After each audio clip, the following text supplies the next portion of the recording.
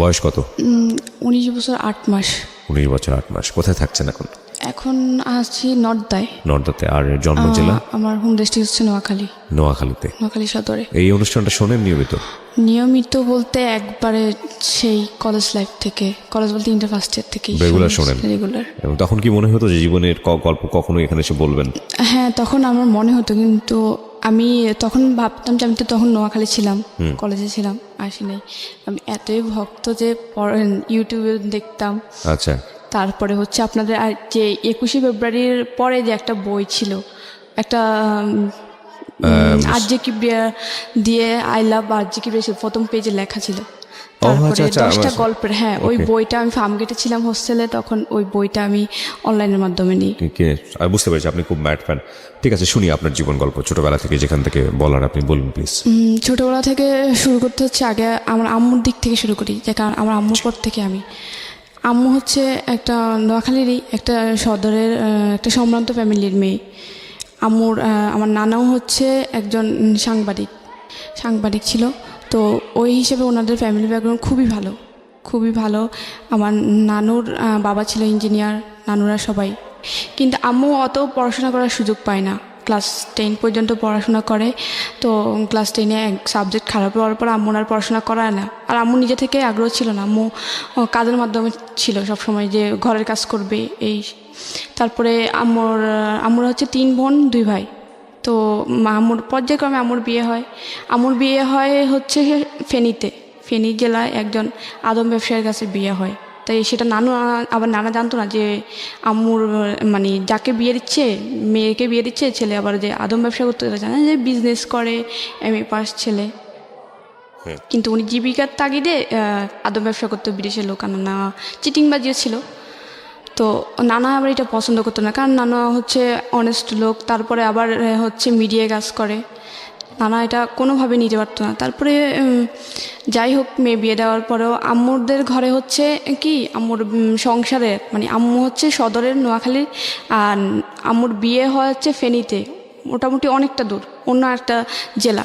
তো ওইখানে বিয়ে হওয়ার পরে আম্মুর বিয়ে হওয়ার 13 বছর কেটে যায়, কোনো সন্তান হয় না। মোটামুটি এদিক থেকে কিন্তু আম্মু খুব একটা অশান্তিতে ছিল, মানে শ্বশুরবাড়ির থেকে অনেক কথা শুনতো, আবার বাড়িতে আসলে অনেক কথা শুনতো যে কেন ছেলে মেয়ে হয় না। তারপরে হচ্ছে এখানে আব্বুর দিক থেকে আম্মু কিন্তু হ্যাপি না। আব্বু আদা ব্যবসা করে, 6 মাস থাকে পালানো, 6 মাস থাকে বাড়িতে। কিন্তু আব্বুর একটা কি, ওনাদের আব্বুদের ফ্যামিলি আবার পুরোটাই শিক্ষিত। আব্বু আবার আমাদের ওখানে ফেনী জেলার সেক্টর কমান্ডার ছিল, মুক্তিযোদ্ধা। তো মুক্তিযুদ্ধের সেক্টর কমান্ডার থাকা অবস্থায় উনি, তারপরে ওই সময় আর ওই যে মুক্তিযুদ্ধের অতটা মূল্যায়ন করা ছিল না। আচ্ছা। ওনার জীবিকা ছিল না, তো উনি আদৌ ব্যবসায়ী করতো। তারপরে আম্মুর অতটা খরচ বিয়ার করতো না।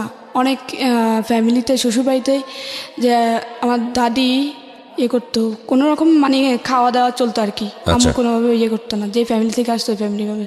তারপরে আম্মু কিন্তু হ্যাপি ছিল, এটা কি দাদু আদর করতো। তো আম্মু যখন 13 বছর পর্যন্ত কোনো ছেলে সন্তান হয় না, আব্বু কি করলো, কোথা থেকে একটা মেয়ে এনে দিল, 7 মাস বয়সের, ছোট্ট একটা 7 মাস বয়সের মেয়ে।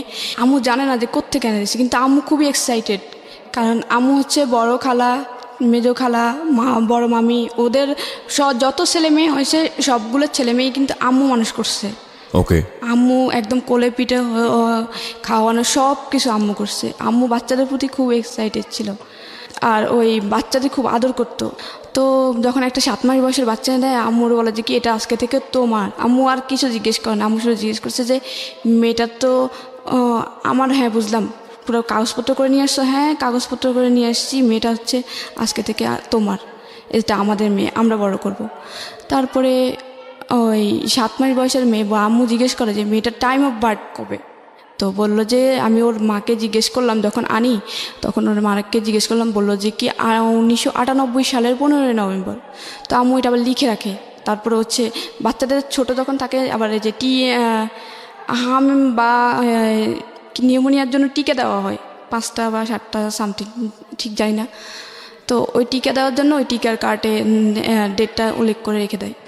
তারপরে হচ্ছে আম্মু আমাকে বড় করতে, কিন্তু আব্বু আবার দিয়ে যায় আর খবর নেই, বাচ্চার, আর খোঁজ খবর নেয় না, আবার পালানো, টাকা মেরে দেয়, এই সেই বিদেশে ও আসে, ওর টাকা মেরে দিচ্ছে, এইসব ঝামেলার ভিতরে Okay. নানা এইসব সহ্য করতে পারে না। অনেক এক পর্যায়ে ফেনী থেকে লোক নোয়াখালী সদর পর্যন্ত পৌঁছায় যায়, নানুর বাড়িতে পর্যন্ত। আচ্ছা, তো নানা খুবই অপমান হচ্ছে লোকদের কাছে। তারপর নানা বলে কি আমি এখন মেয়েকে নিয়ে নিব, আমি 13 বছর পর্যন্ত 14 বছর হয়ে গেছে, মানে 13 বছর পর্যন্ত বাচ্চা হয় না। তো আমার যেই মেয়েটাকে 7 মাস বয়সে এনে দেয়, তার বয়স যখন 2.5 বছর হয়, মানে 15 সামথিং, তখন নানা বলতেছে যে আমি আর রাখবই না, মেয়ে নিয়ে নেব। হয়তো ওর আদম ব্যবসা ছাড়বে, নাহলে আমার মেয়েটা আমি একবারে ডিভোর্স করে নিয়ে নেব। নানা আব্বুকে প্রেশার কিক করে যে তুমি হয়তো আদম ব্যবসা ছাড়ো, আর নাহলে আমার মেয়েকে ছাড়ো। ওকে। উনি কোনো অ্যান্সারে না দেয়। আম্মু তারপর অনেক চিঠি লেখে, এখন চিঠির যোগ ছিল, ফোন ছিল না, খুব চিঠি লিখতো। তো আব্বু কোনো চিঠিরে রিপ্লাই করতো না। আচ্ছা, তো আম্মু অনেকবার চেষ্টা করে ওনার সাথে যোগাযোগ করা, যে কোনোভাবেই যেন সংসারটা না ভাঙে। আর তখন আবার আমি মানে 2.5 বছর একটা মেয়ে আছে, মেয়ের ভরণ পোষণ। তারপরে আমি কোনোভাবে চাই না, এক পর্যায়ে নানা ডিভোর্স করাই ফেলে। তখন আপনার বয়স 2.5 বছর? হ্যাঁ, আমার বয়স তখন 2.5 বছর। আচ্ছা, তখন নানা এক পর্যায়ে ডিভোর্স করাই ফেলে। ডিভোর্স করানোর পরেও মানে আব্বু ডিভোর্স পেপারটা অ্যাকসেপ্ট করে না। তারপরে নানা ডিভোর্সটা পেপারটা দিয়ে আম্মুর দিয়ে সাইন করায় পাঠায়। পাঠানোর পরে কিন্তু মেয়ে যদি ডিভোর্স দেয় 3 মাস পরে কিন্তু ওটা কনফার্ম হয়ে যায়, ছেলে অ্যাকসেপ্ট করুক বা না করুক। কিন্তু ছেলে যখন কোনো ছেলে যদি ডিভোর্স দেয়, তখন মেয়ে সাইন করা ছাড়া ওই ডিভোর্সটা কনফার্ম হয় না। তো ডিভোর্সটা কনফার্ম হয়ে যায়। হয়ে যাওয়ার পরে আম্মু এখান দিয়ে এদিক দিয়ে কান্নাকাটি নানুর বাড়িতে। আর মামিরা ছিল একটু অন্যরকম, আর কখনোই কোনো ননদদের সহ্য করে না, মানে এই ভাইয়ের বউরা ননদদের সহ্য করে না। আবার একটা মেয়ে নিয়ে থাকবে ডিভোর্সি, তার মানে অবশ্যই ওদের কষ্ট বের হবে। তারপর আম্মু ওইখানে থেকে সেলাই মেশিনে কাজ করতো, মোটামুটি টুকিটাকি কাজ করে মোটামুটি খরচ জোগাতো। তারপরেও এই যে নানা বলতো যে না, এভাবে তো মেয়েটার জীবন যায় না, দেখি মেয়েটাকে আবার একটা বিয়ে দিই। তারপরে আম্মুর একটা জায়গা থেকে বিয়ের প্রস্তাব আসে। তারপরে আম্মু বলে যে কি না, আমি করব না বিয়ে। তারপরে হচ্ছে কি বল, আম্মু অনেক জায়গা থেকে আসে বিয়ে, যে কয় না আমি করবো না, আমার মেয়ে আছে, আমার মেয়েকে নিয়ে কেটে যাবো। আম্মু আবার কি ফেনী থেকে যখন আসে আমাকে নিয়ে আসে, মানে হচ্ছে কি 2.5 বছর 7 মাস বছরের বাচ্চাটা, 7 মাসের একটা বাচ্চার মায়া উনি ছাড়তে পারে না, কারণ উনি আগে থেকেই বাচ্চা পাগল ছিল। তারপর বাচ্চার মায়া ছাড়তে পারে না, উনি ওই বাচ্চা নিয়ে আসে।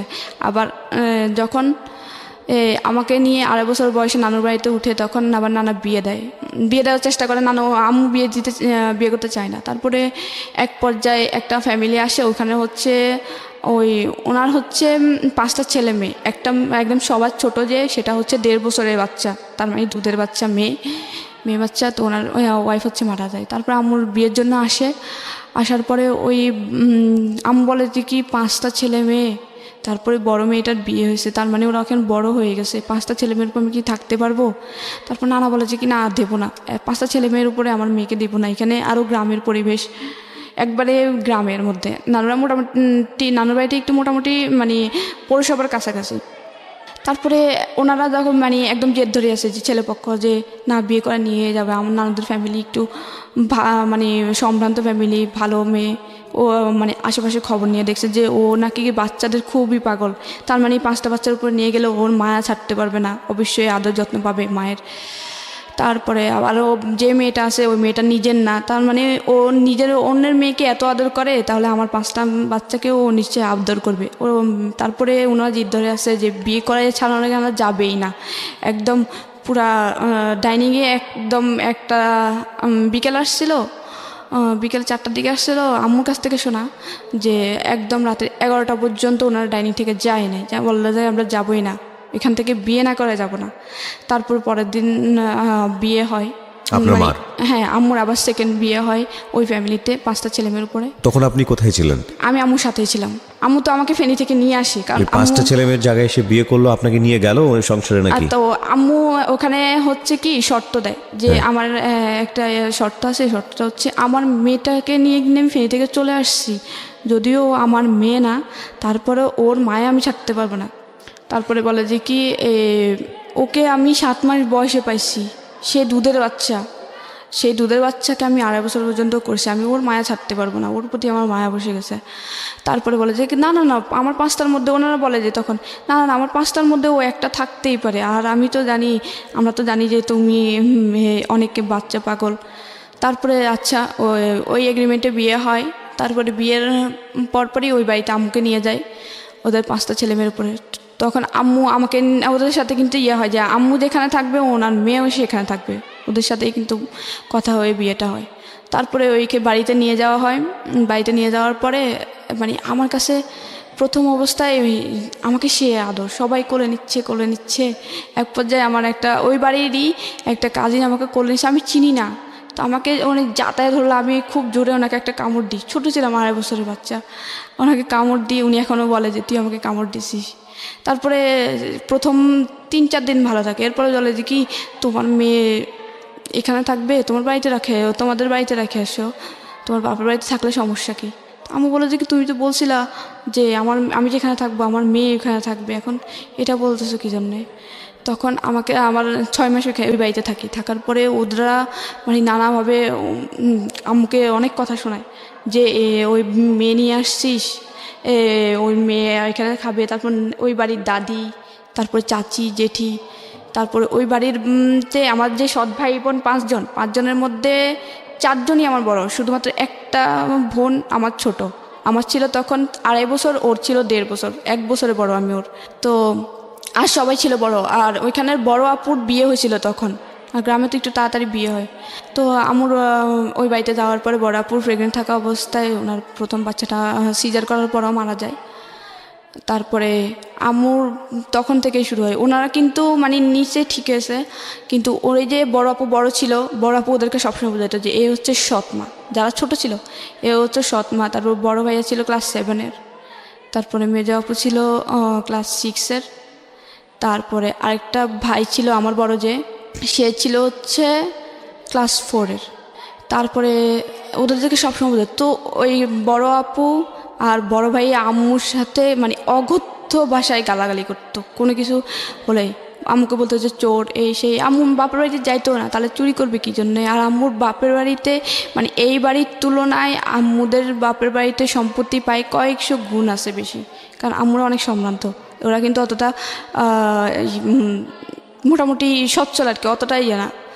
তো আম্মুকে সবসময় মানে অনেক তারপর বলতো যে কাজ পারে না। আম্মু হচ্ছে কি শহরের বড় হয়েছে, শহরের একটা। আম্মু কিন্তু আগে ঢাকায় ছিল, তারপরে বিয়ের আগে ওনাদের গ্রামের বাড়িতে যায়, তখন বিয়ে হয়। তারপরে আম্মু অত বেশি গ্রামের কাজ পারতো না, যে ধান সিদ্ধ করা, তারপরে চাটাই বানানো, বিয়ে শীতল পাটি বানানো, অত পারতো না।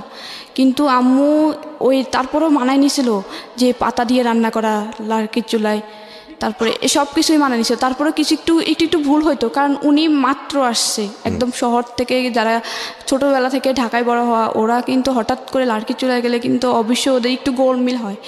এত পরিমাণ কথা ছিল। আমার জেঠি কথা শোনাইতো, দাদু কথা বলতো, কোত্থেকে আনছে নবাবের বেটি, এই সেইটা পারতো বলতো। আর আমরা শুধু কাঁদতো। আর ওই ভাইয়া শুধু একটু যদি তরকারি মানে একটু হইতে দিত, বলতো যে ঝাড়ুর আগা ধরে গোড়া দিয়ে মারা উচিত, একটারে আনছে ঠিক মতো রান্না বান্না করতে পারে না, ঠিক টাইমে খাওয়া উনি দিতে তো পারে না। আসলে আগের মায়ের ঘরের ছিলেন বোধহয়, হ্যাঁ হ্যাঁ, ওনারা আম্মুর সৎ ছেলে মেয়ে। কিন্তু আম্মু কখনোই ছেলে মেয়ে কাউকে বলতো না যে ও আমার সৎ ছেলে মেয়ে, বা কেউ বুঝতে পারতো না। ইভেন এখনো পর্যন্ত কেউ জানে, মানে কাউকে না বলে কেউ বুঝতে পারে না যে ওনার সৎ ছেলে মেয়ে, যে 5টা ছেলে মেয়ে সৎ। এলাকায় মানুষের কাছে এত পরিমাণে সুনাম আমার আম্মুর, যে একমাত্র দেখা যে সৎ মা এরকম হয়, আর 5টা ছেলে মেয়েকে এতটা আপন করে নেওয়া। তারপরে হচ্ছে আম্মুর ওইখানে যায়। তারপরে আম্মুর বলে যে কি, আমার তখন 3 বছর হয়, 2.5 বছর থেকে আমি 6 মাস পর্যন্ত থাকি। তারপরে বলে যে অনেকভাবে প্রেশার কিক করে, আম্মু বাধ্য হয়ে অনেক অত্যাচারের মধ্যে দিয়ে আমাকে রেখে আসে, আমাকে ধরে মারতো। তারপর বড় আপু আমাকে 2 দিন পর্যন্ত, মানে আমি 3 বছরে ছিলাম তখন, 2 দিন পর্যন্ত গলা চেপে ধরছিল মারার জন্য। আম্মু হঠাৎ করে দেখে ফেলছিল একদিন, আরেকদিন দেখছিল পাশের বাড়ির একটা আম্মু মানে ভাবি রাখতো, ওই ক্ষেত্রে আমাদের চাচি হতো, উনি দেখছিল।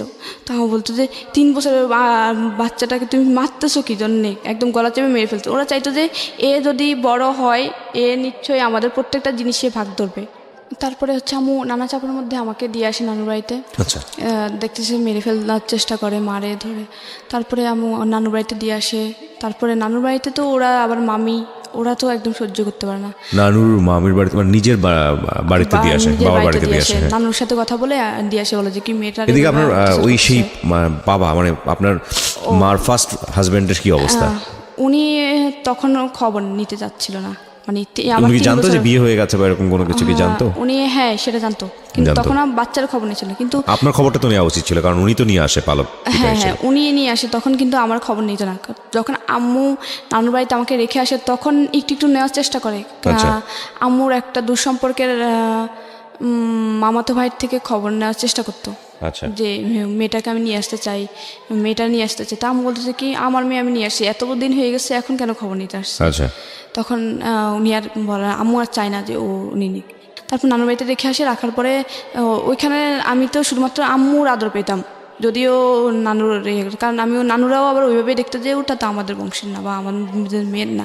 আমি শুধুমাত্র আম্মুর আদর পেতাম। তা আমি সারাক্ষণ কান্না করতাম, আম্মুর থেকে আলাদা করে বেশি। একটা 3 বছরের বাচ্চা মার থেকে আলাদা করলে যা হয়, আমি সারাক্ষণ কান্না করতাম আর আম্মু আম্মু করে চিৎকার দিতাম। তারপর আমার বড় খালা আমাকে আদর করতো অনেকটা, তো বড় খালা আদর করে বড় খালার কাছে রাখতো। আর বড় খালা আবার নানুদের বাড়ির ভিতরে জায়গা কিনে ওনার বাড়ি করে ওনারই থাকে। তো হচ্ছে বড় খালা আমাকে ওনার কাছে রাখে। তো আমার 5 বছর পর্যন্ত হওয়ার পরে আম্মু বলে যে কি আমি থাকতে পারবো না। মেয়েটাও দিন দিন আমি বারবার অসুস্থ হই, সেন্সলেস হয়ে যায়, কান্না করতে করতে সেন্সলেস হয়ে যায় বাচ্চা থাকা অবস্থায়। তারপরে আম্মু আমার তারপরেও আন্টি অনেকভাবে রাখার কারণে আমার 5 বছর পর্যন্ত হয়। তা আমি বলে যে কি এবার মেয়েটাকে আমি আমার কাছে এনেই রাখবো, ভর্তি করবো এখানের স্কুলে। তারপরে আম্মু ভর্তি করানোর জন্য ওই আব্বুর বলে যে কি এখানে তোমার ছেলেটাও আছে, আমার মেয়েটারও তোমার একসাথে একই স্কুলে ভর্তি করাই, তাহলে ওর তো এখন স্কুলে দেওয়ার সময় হয়ে গেছে। তারপরে বলে যে কি না না এখানে কেন দিবে, ওইখানেই থাক। তারপরে আম্মু তারপরে অনেক কান্নাকাটি করে তারপরে অনেক সালিশ হয় আর কি। তারপর মুখামুখি বলে বসে বিয়ের সময় যারা ছিল যে বলে যে কি মেয়ে নিয়ে বিয়ে বসছে, এখন মেয়ে মানতে চায় না। আমার মেয়েটার তো আমি বিয়ে করবো, ওর কষ্ট শুধুমাত্র ওদের বাড়িতে থাকবে, হয়তো একটু খাবে, আর প্রত্যেকটা জিনিস জামা কাপড়েতে পড়াশোনার সব কষ্ট আমি বের করবো। তারপর মেয়েটা আমার কাছে থাকুক, আমি মেয়েটার সাথে থাকতে পারবো না। কিন্তু ওদেরকে খুব আদর করতো, কারণ আমার ছোটো বোনটা 1.5 বছরের ছিল, দুধের বাচ্চা, ওরে খুব আদর করে বড় করে। ও আমার আম্মুরে মা বলে ডাকতো, কারণ ও তো বাচ্চা ছিল, আম্মু এইভাবে বড় করে। কিন্তু অন্য সবাই কিন্তু আম্মুর সাথে খুবই বাজে ব্যবহার করতো, আম্মু আদর করতো। ফারুক ভাইয়া যখন মানে বড় ভাইয়া যখন 7-এ ছিল, তখন 7 থেকে ভাইয়া পড়াশোনা করতে যেত না, কিন্তু ভাইয়ারে খুব চাইতো পড়াশোনা করো করো করো পড়াশোনা করো। তারপরে আমাকে অনেক সালিশ হয়ে এলাকার মুরব্বী যারা ছিল বিয়েতে, তারপর নিয়ে যায় ওই বাড়িতে। নিয়ে যাওয়ার পরে আমাকে ফার্স্ট ক্লাস 1-এ ভর্তি করে। তখন আমার আবার জন্মের তারিখ একটু চেঞ্জ করে দেয়, যে আমার যখন 15 নভেম্বর ছিল ওই বয়সে আমাকে ভর্তি করতে পারতেছিল। ওই সময়টা থেকে আপনি জানতেন যে এরা আপনার অরিজিনাল বাবা মা না? না না আমি জানতাম না, কারণ আমি বুঝতাম না। আম্মু বুঝাইতো যে ও তোমার বাবা, ও তোমার ভাই, ও তোমার বোন। তা আমি বলতাম যে ভাইয়া ভাইয়া। কিন্তু আমার মাঝে মাঝে বলতাম আম্মু বড় ভাইয়া পপিকে আদর করে আমাকে করে না কেন?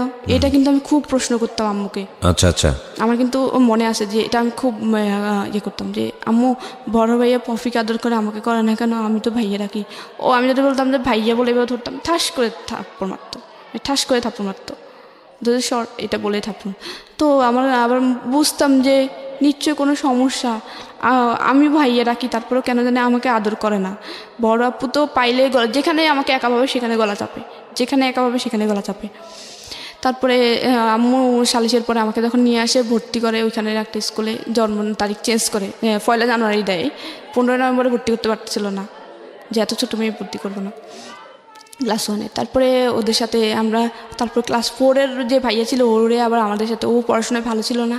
আমি বললো যে কি ওর তো এখানে বয়স বেশি হয় না, ওরে 1-এ দিয়ে দাও। তো ওরে 1-এ দিয়ে দেয় আমার সাথে। আমি তারপর আমার ওই ভাইটা, আমার সৎ ভাই, আমার বড় যেটা ওটা ছোটো ভাইটা, তারপরে আমার একটা চাচাতো বোন, ওই বাড়ির চাচাতো বোন, আমরা 3 জন একসাথে ক্লাস 1-এ ভর্তি হই। তো আমাদের যখন ভর্তি হয় তখন আমার রোল ছিল হচ্ছে, আমার ভাইয়ের ছিল হচ্ছে 43, আমার ছিল 44, আমার ওই বোনের ছিল 45, আমরা সিরিয়ালে ভর্তি হই। ভর্তি হওয়ার পরে তারপরে আমাদের জন্য আম্মু বলে যে কি, আম্মু আব্বুরে বোঝায় যে ফারুক মানে বড় ভাইয়া তো পড়াশোনা করে না, ওর জন্য এমন একটা ছেলে রাখো ও যেন পপিকে পড়াইতে পারে, পলিরে পড়াইতে পারে, আমার নাম হচ্ছে নিশি, আমাকে পড়াইতে পারে, ফিরোজকে পড়াইতে পারে এবং পলিরে পড়াইতে পারে এবং ফারুকরে পড়াইতে পারে, ফারুকরে বুঝায় ওর সমবয়সী কাউকে নাও বা ওর থেকে একটু বড় কাউকে নাও, যেন ওরে বুঝায় ওর বন্ধু হয়ে ওর পড়াশোনা করাতে পারে। তারপরে হচ্ছে আমাকে ক্লাস 1-এ যখন ভর্তি করানোর পরে টিচার রাখা হয়, তারপর টিচারে পড়াশোনা করাতো। তো আমি ওদের চেয়ে একটু পড়াশোনা ভালো ছিল, ওদের সবার চেয়ে। মানে বাড়ির ভিতরে যখন আমাদের 3 জন একসাথে ভর্তি হয়, 3 জনের থেকে কিন্তু আমি ফার্স্ট। আবার বাড়ির ভিতরে আমাদের ঘরে 5 ভাই বোনের হচ্ছে কিন্তু আমি পড়াশোনা একটু ফার্স্ট ছিলাম। তো ক্লাস 1-এ যখন ভর্তি করানো হয় তখন আমার রোল ক্লাস 2-এ যখন উঠি, রেজাল্ট দেওয়ার পর আমার রোল 2-এ, ওদের সবার চোখ কান একদম উপরে উঠে যায় যে ওই মেয়েরে আমরা এত করি, ওর তো দেখা যাচ্ছে সম্ভাবনাময় যে ও বড় হলে কি যদি এরকম পড়াশোনা আগে যায় কিন্তু ও কোনো কিছুতে কিন্তু কমতি থাকবে না, কারণ ওর মা মোটামুটি কিন্তু পড়াশোনা করছে, ওরা কিন্তু ওইভাবে আগাবে। তো আমি কিন্তু শুধু আমাকে একা চেষ্টা করতো না, সবাই নিয়ে চেষ্টা করতো। তো যখন রুল 2 হয় তখন ওদের চোখ কান উপরে, তখন ওরা চিন্তা করে যে আমাকে মেরে ফেলবে যেভাবে হোক। তখন আমি আমার ভাই ছোটো ভাইয়ের সাথে খেলতেছিলাম, আমরা একসাথে পড়তাম, তো এই জন্য একসাথে খেলতাম। তো মাঠের মধ্যে খেলতাম, মাঠের পাশে একটা তাল গাছ ছিল, তাল গাছের কিন্তু চারপাশে পাতাগুলো ছড়াই থাকে, মানে যে তালের যে ঢাল না, পাতার যে ইয়ে থাকে, ডাঁটি থাকে, ডাঁটির মধ্যে কিন্তু করাতের মতো ধার থাকে। তো এরকম ছোটো একটা তাল গাছ, তো তাল গাছের করাতগুলো দাঁড়ানো ছিল, এভাবে পাখাগুলো মেলানো। তো ও এরকম গোল্লা দৌড় বলতাম আমরা গ্রামের বাসায়, তো গোল্লা দৌড় খেলছিলাম। ওই ভাইতে আগে বড় আপু শিখে দেয় যে ও খেলার সময় ও যখন তাল গাছের সাইড দিয়ে যাবো, ওরা ধাক্কা মারবে যেন তাল গাছের ওইখানে পড়েও যেন 2 ভাগ হয়ে যায় একদম। তো আমি ক্লাস 2-এ তখন আমি এখন সাদা একটা শার্ট ছিল গায়ে, তখন আমি খেলতেছিলাম, তখন তাল গাছের গোড়া দিয়ে আমি যাচ্ছিলাম, ভাই আমার পিছন দিয়ে যখন ফলো করলো যে আমি আসছি, ছোটো ভাইয়া, ও মানে খুব জোরে আমাকে ধাক্কা দেয়, আমি উপড়ে যাই গাছের ওই একদম ঠিক ও যে টার্গেট ছিল টার্গেট বরাবর, কিন্তু ধাক্কাটাও আসতে হয়ে যায় যে আমার যে একদম পুরা ভাগ হয়ে যাবে ওরকম হয় না। হয় কি আমার একদম ছাকনার নিচ দিয়ে 7-8 ইঞ্চির মতো কাটা যায়, অনেক বড়, মানে হচ্ছে এক সাইড দিয়ে পুরো অনেকটা ভাগ হয়ে যায়। আরেকটু যে প্রেশার কিক হয়েছে আমার কিন্তু মেরুদণ্ড পর্যন্ত পৌঁছায় যেত, মানে মেরুদণ্ড পর্যন্ত পৌঁছায় না, মেরুদণ্ড থেকে 1.5 ইঞ্চি বা 2 ইঞ্চি দূরে, অনেক ভয়ঙ্করভাবে কাটা যায়। ওই যে আমি ওইখানে এভাবে নাম জানা, ওই যে তালের যে কালো করাতগুলো থাকে ওগুলো আবার একটু নরম টাইপের থাকে, একটু মশলা দিলে আবার একটু ভাঙে, ওগুলো ভেঙে সব আমি পড়ে যাই। পরে আমি মানে হাতের ডান হাত দিয়ে ওই ছাকনাটা ধরেই চাচি আম্মা বলে ডাক দিয়েছি চিৎকারে। ওই দিন বাড়িতে কেউ ছিল না, আমি আর ভাইটাই ছিলাম। ওদের প্ল্যান ছিল যে ওরাও সবাই বাইরে যাবে, বাইরে বলতে হচ্ছে বড় আপুর শ্বশুর বাড়িতে যাবে, বড় আপুর বাচ্চা হয়ে আরেকটা সেকেন্ড বাচ্চা হয়ে মারা গেছে। তো আম্মু ওইখানে, আম্মু আপু সবাই যায় দেখতে, শুধু বাড়িতে চাচি ছিল একটা অন্য ঘরের। তো আমি চাচি আম্মা বলে ডাক দেওয়া সেন্সলেস হয়ে যায়, কারণ আমার এত পরিমাণে ব্লিডিং হচ্ছিল, কারণ খুব 7-8 ইঞ্চি কাটা যাওয়া, মানে আমি ওই ক্লাস 2-এর বাচ্চার মোটামুটি শেষ অনেকটাই। তারপরে এই কাট দিয়েই পড়ে যায়। চাচি আম্মা কী করে, মানে উনি কিছু বুঝতে পারতেন না, এত কাটা গেছে আর এত রক্ত দেখে উনি ওনার পুরো কাপড় খুলে ফেলে, পুরো কাপড় খুলে আমি পেঁচা। উনি বুঝতেছে না যে উনি আবার অত শিক্ষিত না, অত মানে ফার্স্ট মানে প্রাথমিক চিকিৎসা অত কিছু ধারণা নেই, কিন্তু উনি পাগল হওয়ার মতো হয়ে দেখেই ভয়ে পুরো কাপড় পেঁচাচ্ছিল, প্রচুর ব্লিডিং হয়। তারপরে এখানে ওই বাড়িতে খবর দেওয়া হয়, আম্মুর দৌড়ায় আসে, তারপর হসপিটাল নেওয়া হয়।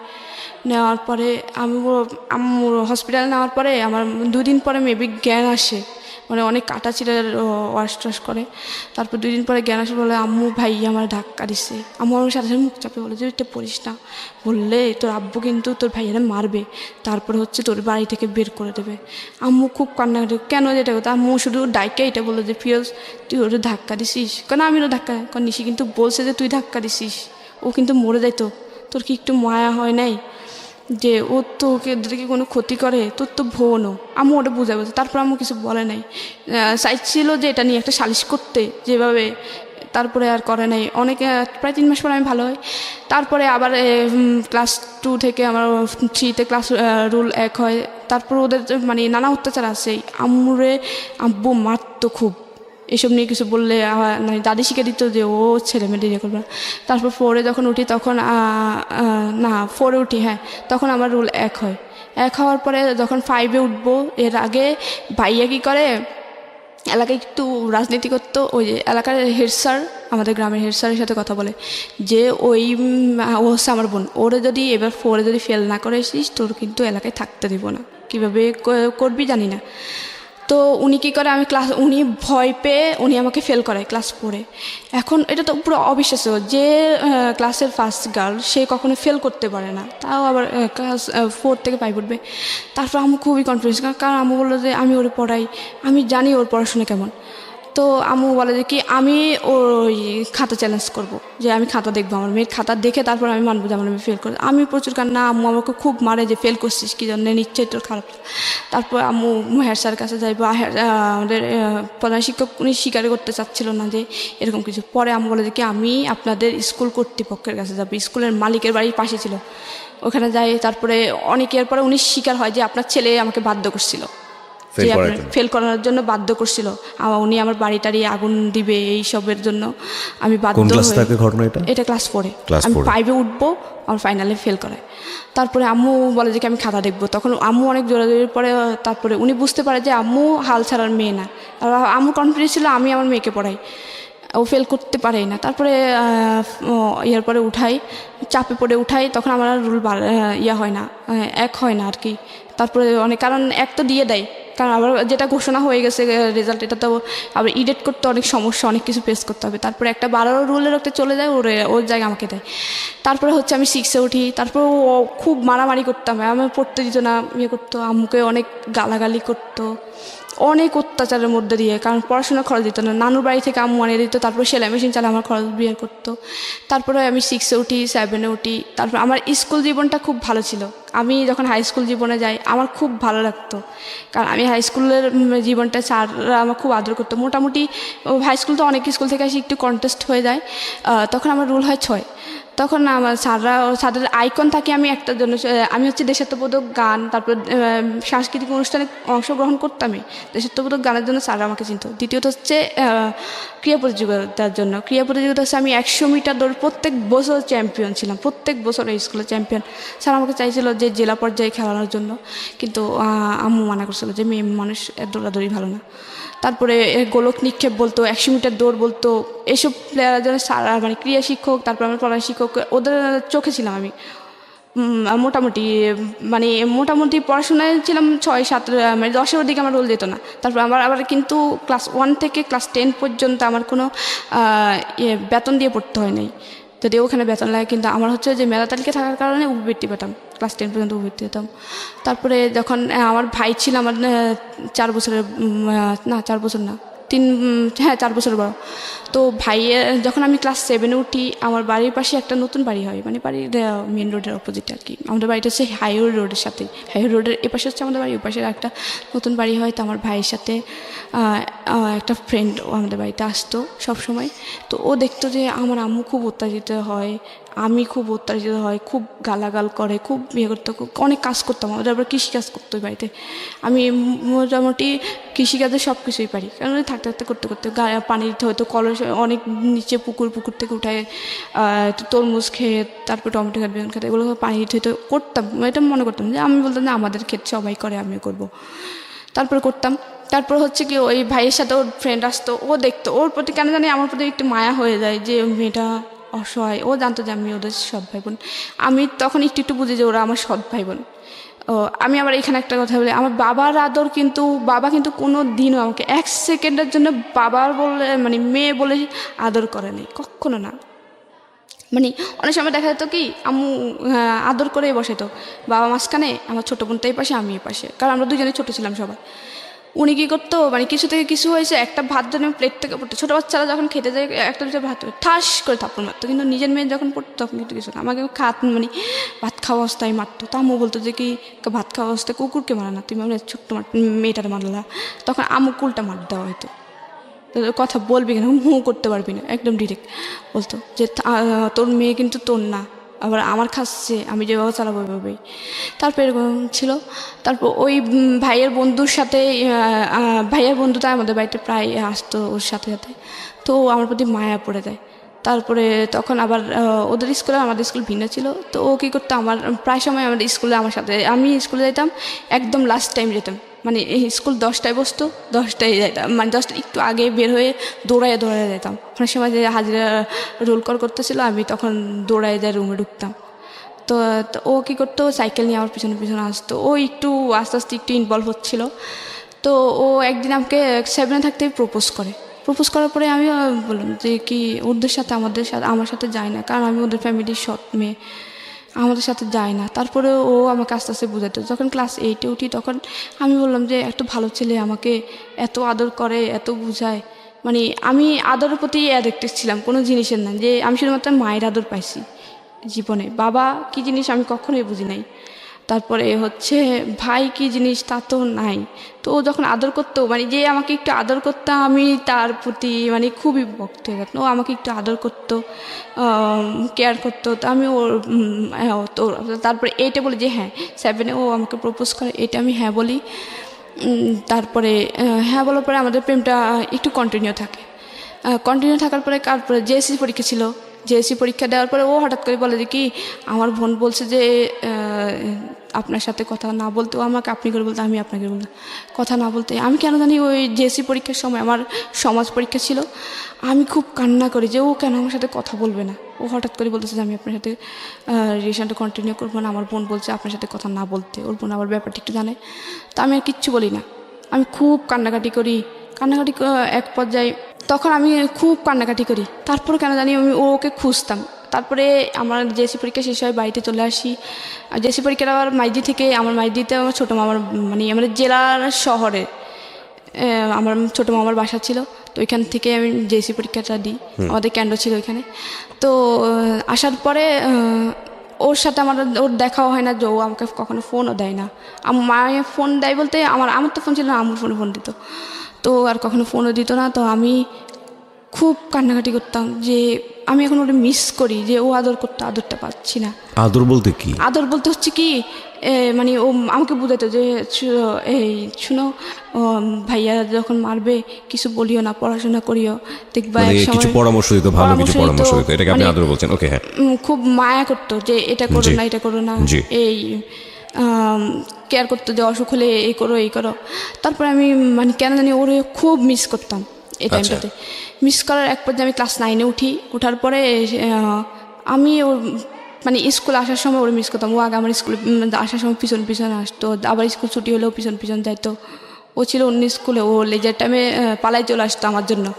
আইসা তারপরে আমার ছুটির টাইমে স্কুলের সামনে দাঁড়িয়ে থাকতো, একসাথে যেতাম। তারপরে হচ্ছে আমি ওর সাথে অনেক দিন পর্যন্ত যোগাযোগ না থাকায় আমার খুব খারাপ লাগে। এক পর্যায়ে আমার কেন জানি মনে হলো যে আমার ওর সাথে কথা বললে মনে যে ভালো লাগে। তো এরকম সবার ছিল, আমি সবার কাছ থেকে শুনতাম যে সবার আল্লাহর কাছে কিছু চাইলে মনে হয় সবাই বলতো যে পাওয়া যায়। তো আমি সবারতে আল্লাহর কাছে বলি যে আল্লাহ আমার সাথে যেন ওর সাথে 1 সপ্তাহের ভিতরে দেখা হয়। আমার কেন জানি মনে হচ্ছে ওরকে একবার দেখি, আর কিছু না। তারপর সবার পরের দিন স্কুল সাধারণ সবারই বন্ধ থাকে। তারপরে এর পরের দিন হচ্ছে স্কুল ছুটি হয়। হঠাৎ করে আমি বাড়ি থেকে বের হয়ে স্কুল দিকে যাচ্ছি হেঁটে, হঠাৎ দেখি যে ও পিছন দিয়ে দৌড়ায় আসে। এরপর আমি ওরে দেখে আমার কিন্তু রাগ, কারণ ও হঠাৎ করে আমাকে সাথে কথা বলা অফ করে দিছে। আমি যদিও চাইছি যে ওর সাথে দেখাও, কিন্তু আমার মধ্যে একটা রাগ কাজ করছিল। তখন আমি আরও জোরে হাঁটতাম, কারণ আমি ওই যে দৌড়ে ফার্স্ট ছিলাম 100 মিটার দৌড়ে। আমি খুব জোরে হাঁটতাম, আমার সাথে হাঁটে ও পারতো না। আমি খুব দৌড়ায় হেঁটে ওর সামনে অনেক সামনে চলে যাই। বলে কি দাঁড়ান না, আমি আপনার জন্য দৌড়ে আসলাম, আপনি এত জোরে হাঁটতেছেন কেন, মেয়ে মানুষ এত জোরে হাঁটে কীভাবে?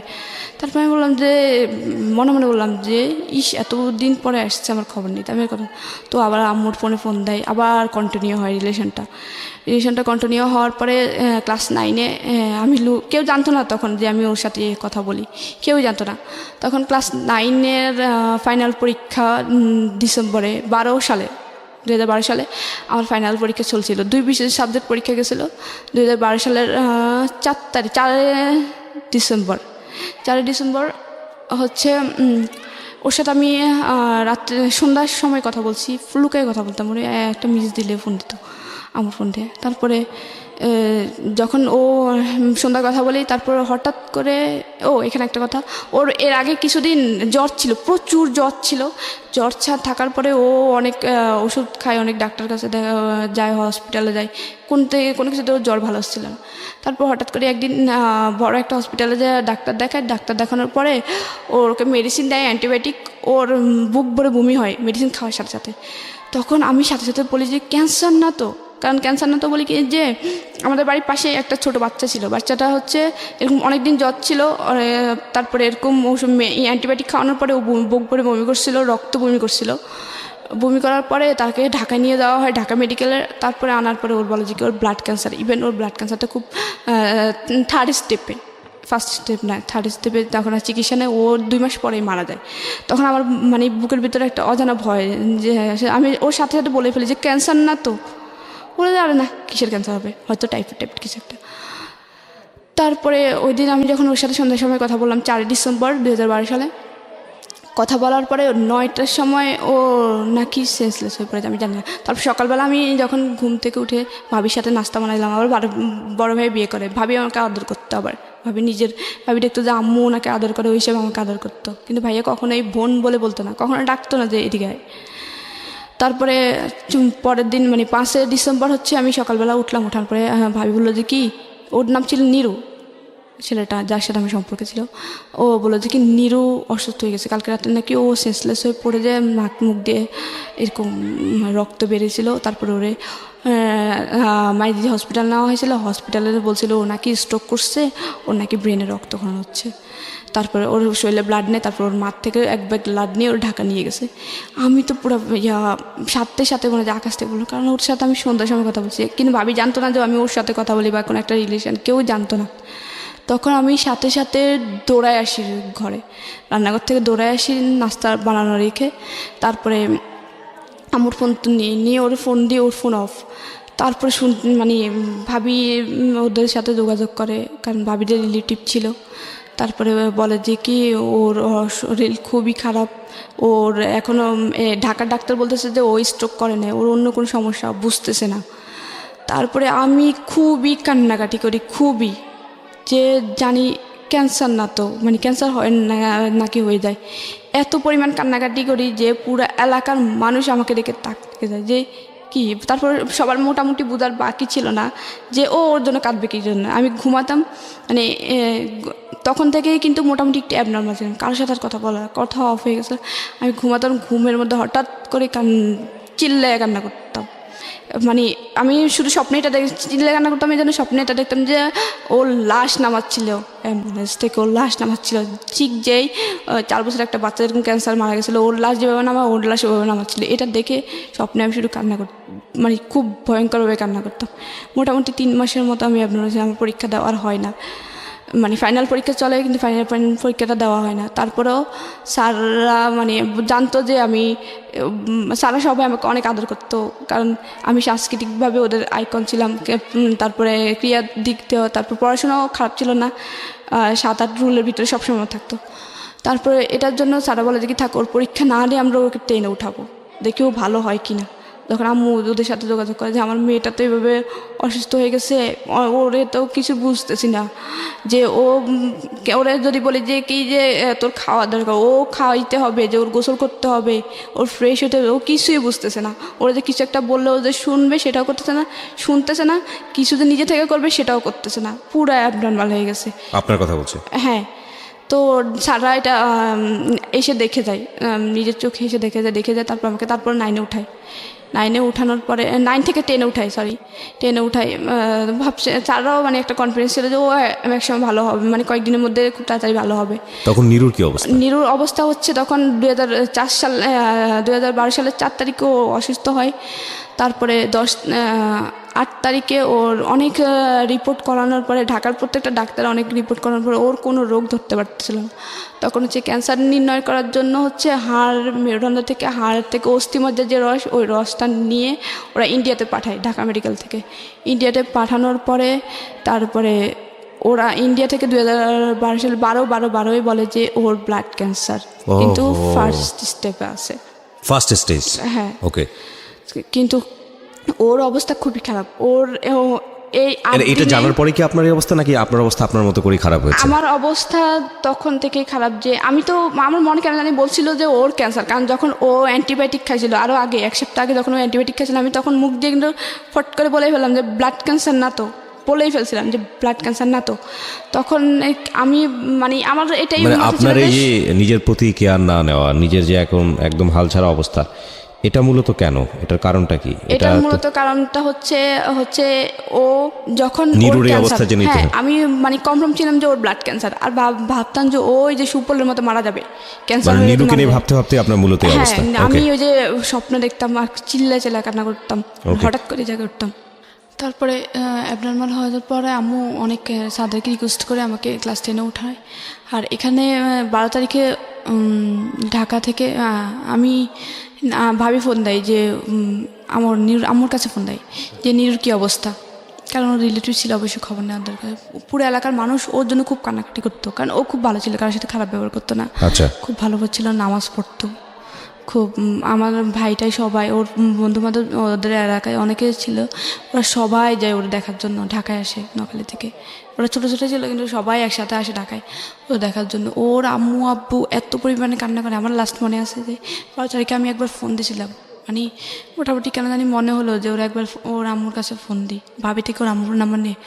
ওর আম্মু এত পরিমাণ কান্না করে আর ক্যান্সারটা বলতে পারে না। তখন আমি মানে আর করে না, ভাবি বলে যে ক্যান্সার। আমার অবস্থা আরও খারাপ হয়।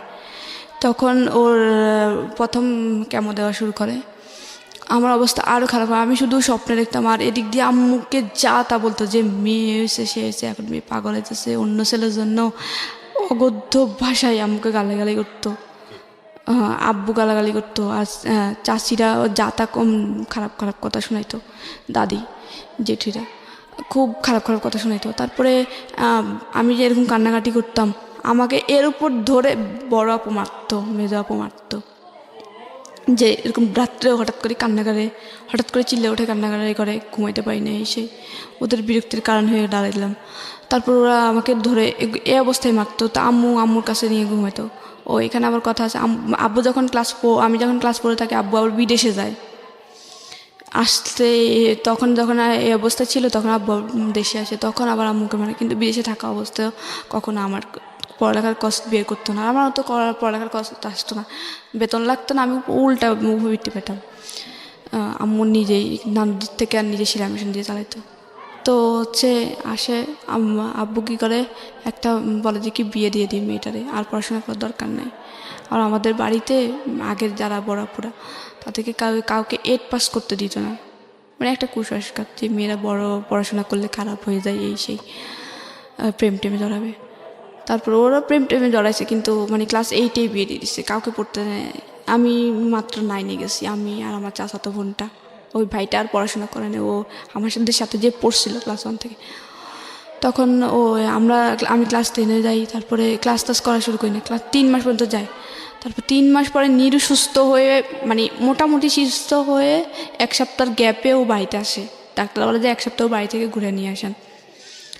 তখন ও 1 সপ্তাহ পরে যখন আসে, ও সবার থেকে শুনে বুঝতে পারে যে আমার এই অবস্থা। ও এসেই 1 ঘন্টা পরে আমার সাথে দেখা করার জন্য বাড়িতে আসে। আর সবাই ওরে দেখে সবাই বাড়িতে চলে আসে, আমাদের বাড়িতে চলে আসে। এসে ওরে দেখতেছে, মানে পুরো এলাকার সবাই ওদের বাড়িতে ভিড়, আমাদের বাড়ি ও যখন আসে সাথে সাথে। তারপরে ও যখন আমাদের বাড়িতে আসে, আবার অনেক লোক আমাদের বাড়িতে আসে ও আমাকে দেখে ওরে যখন আমি দেখি, তখন আমি অনেকটা আস্তে আস্তে ওর দেখার পর আস্তে আস্তে নর্মাল হতে শুরু করি। তারপর থেকে ওর গ্যাপে কেমন তো গ্যাপে ওর বাড়িতে আসতো। তখন ওর হাইড্রেসও কেমন ছিল, একদম পুরো চুল পড়ে গেছিলো। ও খুব লম্বা ছিল, আর ওর খুব হেলদি ছিল, ফিটনেস খুব ভালো ছিল। তারপর ফিটনেসের সব নষ্ট। আমি ওরে দেখে অন্যরকম, মানে একদম তাকেই থাকি, কি দেখতেছি আমি তো বুঝতাম, মানে তারপরে ও আমাকে আস্তে আস্তে ওর সাথে চলে। তারপর ডাক্তার যখন আমার আম্মু যখন ডাক্তার দেখা, তারপর বললো যে কি ওর সাথে কথা বলতে দিত। ডাক্তার বলছিল যে নিরুর সাথে কথা বলতে দিও না, কারণ ও নিরুর কারণে এই অবস্থা। ওকে ও যত নিরুকে দেখবে, নিরুর কাছে থাকবে, ও তত স্বাভাবিক হবে ইনশাল্লাহ। তখন আমি ওর নিরুকে দেখার পর আস্তে আস্তে স্বাভাবিক হই ও আসার পর থেকে। ও প্রথম অবস্থায় স্বাভাবিক হয় না, 2-3 বার আসার পর আস্তে আস্তে স্বাভাবিক হয়, তারপর আবার স্কুলে যায়।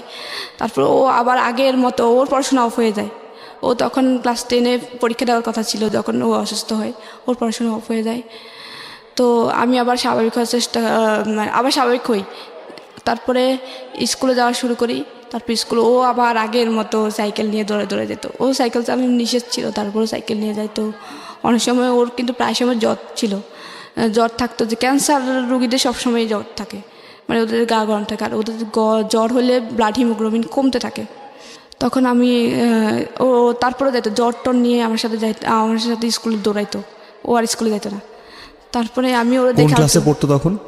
ও এসএসসি দেওয়ার কথা ছিল যখন ও অসুস্থ, আর আর আপনি আমি তখন ক্লাস 10-এ উঠতেছি। ওকে।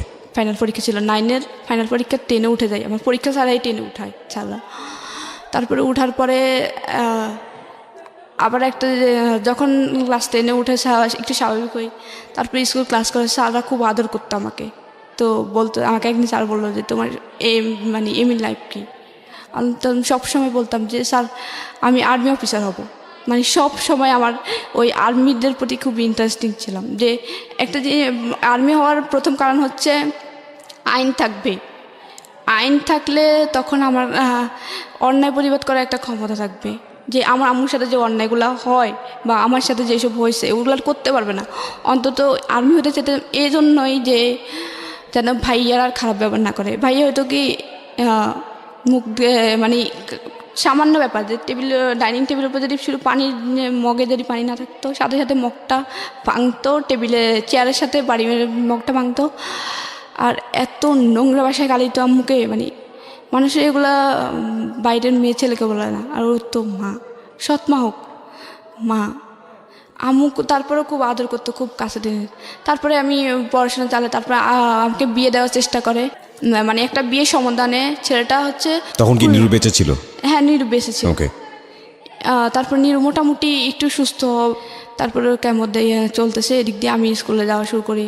তারপর পড়াশোনা আবার কন্টিনিউ করি। আবার আমাকে বিয়ে দেওয়ার চেষ্টা করে, যে মেয়ে প্রেম টেম করে। সবাই তো জেনে গেছে যে আমার সাথে ওর সাথে সম্পর্ক। যখন অ্যাবনর্মাল হই তখন পুরো এলাকা জুড়ে আর 3-4 গ্রাম জেনে গেছে যে আমার সাথে ওর সম্পর্ক আছে অ্যাবনর্মাল হওয়ার পর থেকে। তখন আমাকে বিয়ে দেওয়ার চেষ্টা করে আব্বুরা। আমার বড় আপু আমাদের একটা বিয়ে সমাধানে। তো ছেলেটা আগে একটা বিয়ে করছে, তখন আমি ক্লাস 10-এ পড়ি। আগে একটা বিয়ে করছে, বোর চলে গেছে। তারপর আমাকে বিয়ে দেওয়ার চেষ্টা করে। আমি বলে যে কি ওই ছেলের বয়স বেশি, তারপর আবার ও বিয়ে করছে। আমার অবিবাহিত মেয়ে কেন আমি এরকম বিবাহিত ছেলের কাছে বিয়ে দেবো? তারপরে আবার ছেলেটা হচ্ছে খুলনা নোয়াখালী থেকে বহুত দূর। আমি বলে যে কি এত দূরে আমি মেয়েকে বিয়ে দেবো আশেপাশে, যেন আমি যা দেখতে পারি, কারণ ওর আর কেউ নেই, একমাত্র আমি। যে একটা ভাই থাকলে আমি দূরে বিয়ে দিতাম, ভাইয়ে যায় দেখতো, বাবা থাকলে বাবার যায় দেখতো, ওইভাবে বিয়ে দিতাম। তারপর অনেক কষ্ট বিয়েটা আম্মু ক্যান্সেল করে। ওটার পরে আম্মুকে অনেক খারাপ ব্যবহার করে। আর আম্মু যখন আমি একটু সুস্থ হই তখন থেকে আম্মু আমার হাতে ফোন দেখতো, আম্মু আমাকে ধরেই মারতো। আম্মু চাইতো না আমি নিরুর সাথে কথা বলি, কিন্তু আম্মু নিজেই নিরুর জন্য কোরআন খতম করায়, তারপরে অনেক নামাজ পড়ে, নফল নামাজ পড়ে নিরুর জন্য, জানি নিরু সুস্থ হয়। নিরুকে আম্মু খুব আদর করতো। তারপরে কিন্তু আম্মু চাইতো না যে আমি নিরুর সাথে রিলেশন রাখি। আম্মু আমাকে সবসময় ভাড়া রাখতো, যেন আমি ওরে কখনোভাবে ফোন না দিই। তো নিরু আমার পাশাপাশি যাইতো স্কুলে। তো আমার এলাকায় আমার ওই ভাইটা পুরো দিয়ে রেখেছে, যেন আমাকে কোনোভাবে নিরুর আশেপাশে দেখলে বা নিরু আমার আশেপাশে থাকলে যেন ভাইয়াকে ইনফর্ম করে। আর ভাইয়া ওই এলাকায় একটু রাজনীতিতে প্রভাবশালী ছিল। তো আশেপাশে দিয়ে মানে আমি রাস্তা দিয়ে গেলে যদি কোনোভাবে দেখতো নিরু আমার পাশে এসে বাড়িতে খবর চলে যেত। তারপর আম্মুকে বকা দিত। আম্মু আমাকে যখন যেটা পেত হাতে, অনেক সময় ধরা যাচ্ছে প্লেট আছে, প্লেট দিয়ে মারতো। অনেক সময় হাত পাকা ছিল, হাত পাকা দিয়ে মারতো। অনেক সময় সুপারি কাটা লোহার যে ছোতরা ওটা দিয়ে মারতো। মানে যখন যেটা হাতে থাকতো ওটা দিয়ে মারতো। তারপরে এই মানে কোনোভাবে চাইতো না যে নিরুর সাথে। তারপরেও আমি লুকায় ওর সাথে কথা বলতাম।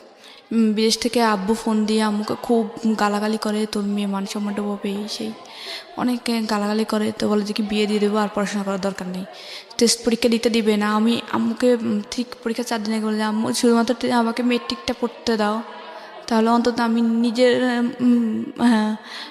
খরচটা চালাতে পারবো, যদি কোনো তোমার মতো হইলো যেন আমার ফ্যামিলিতে নিজের ফ্যামিলিতে দেখতে পারি। বিয়ে হোক, হ্যাঁ বিয়ের পরে যেন আমি আমার শ্বশুর বাড়িতে যেয়ে যেন আমার ফ্যামিলি দেখতে পারি। তারপরে অনেক কষ্টে আমাকে রাজি করে টেস্ট পরীক্ষার জন্য রাজি করাই, তারপরে টেস্ট পরীক্ষা দিই। দেওয়ার পরে হচ্ছে এর 1 মাস আগে কিন্তু আমার পড়াশোনা অফ করে দেয়। তারপর টেস্ট পরীক্ষাতে 4টা মেয়ে অ্যালাউ হয় শুধুমাত্র, মানে অল বিশেষ পাশ করে 4টা মেয়ে আর ছেলে 6টা 10টা। তো ওইখানে 4 জনের ভিতরে আমি 2-এ ছিলাম। তারপরে আম্মু খুশি হয়, তারপরে আমি বলে যে কি না আমি মেয়েকে আমি পরীক্ষা দেওয়া হবে, ও টাকা না দিলে আমি বাপের বাড়ি থেকে এনে দেওয়াবো। তারপরে আমার ফাইনাল পরীক্ষার জন্য ফর্ম ফিল আপের জন্য টাকা দিবে না, তোর মেয়ে কীভাবে পড়বে আমি জানি না, টাকা পয়সা আমি দেবো না।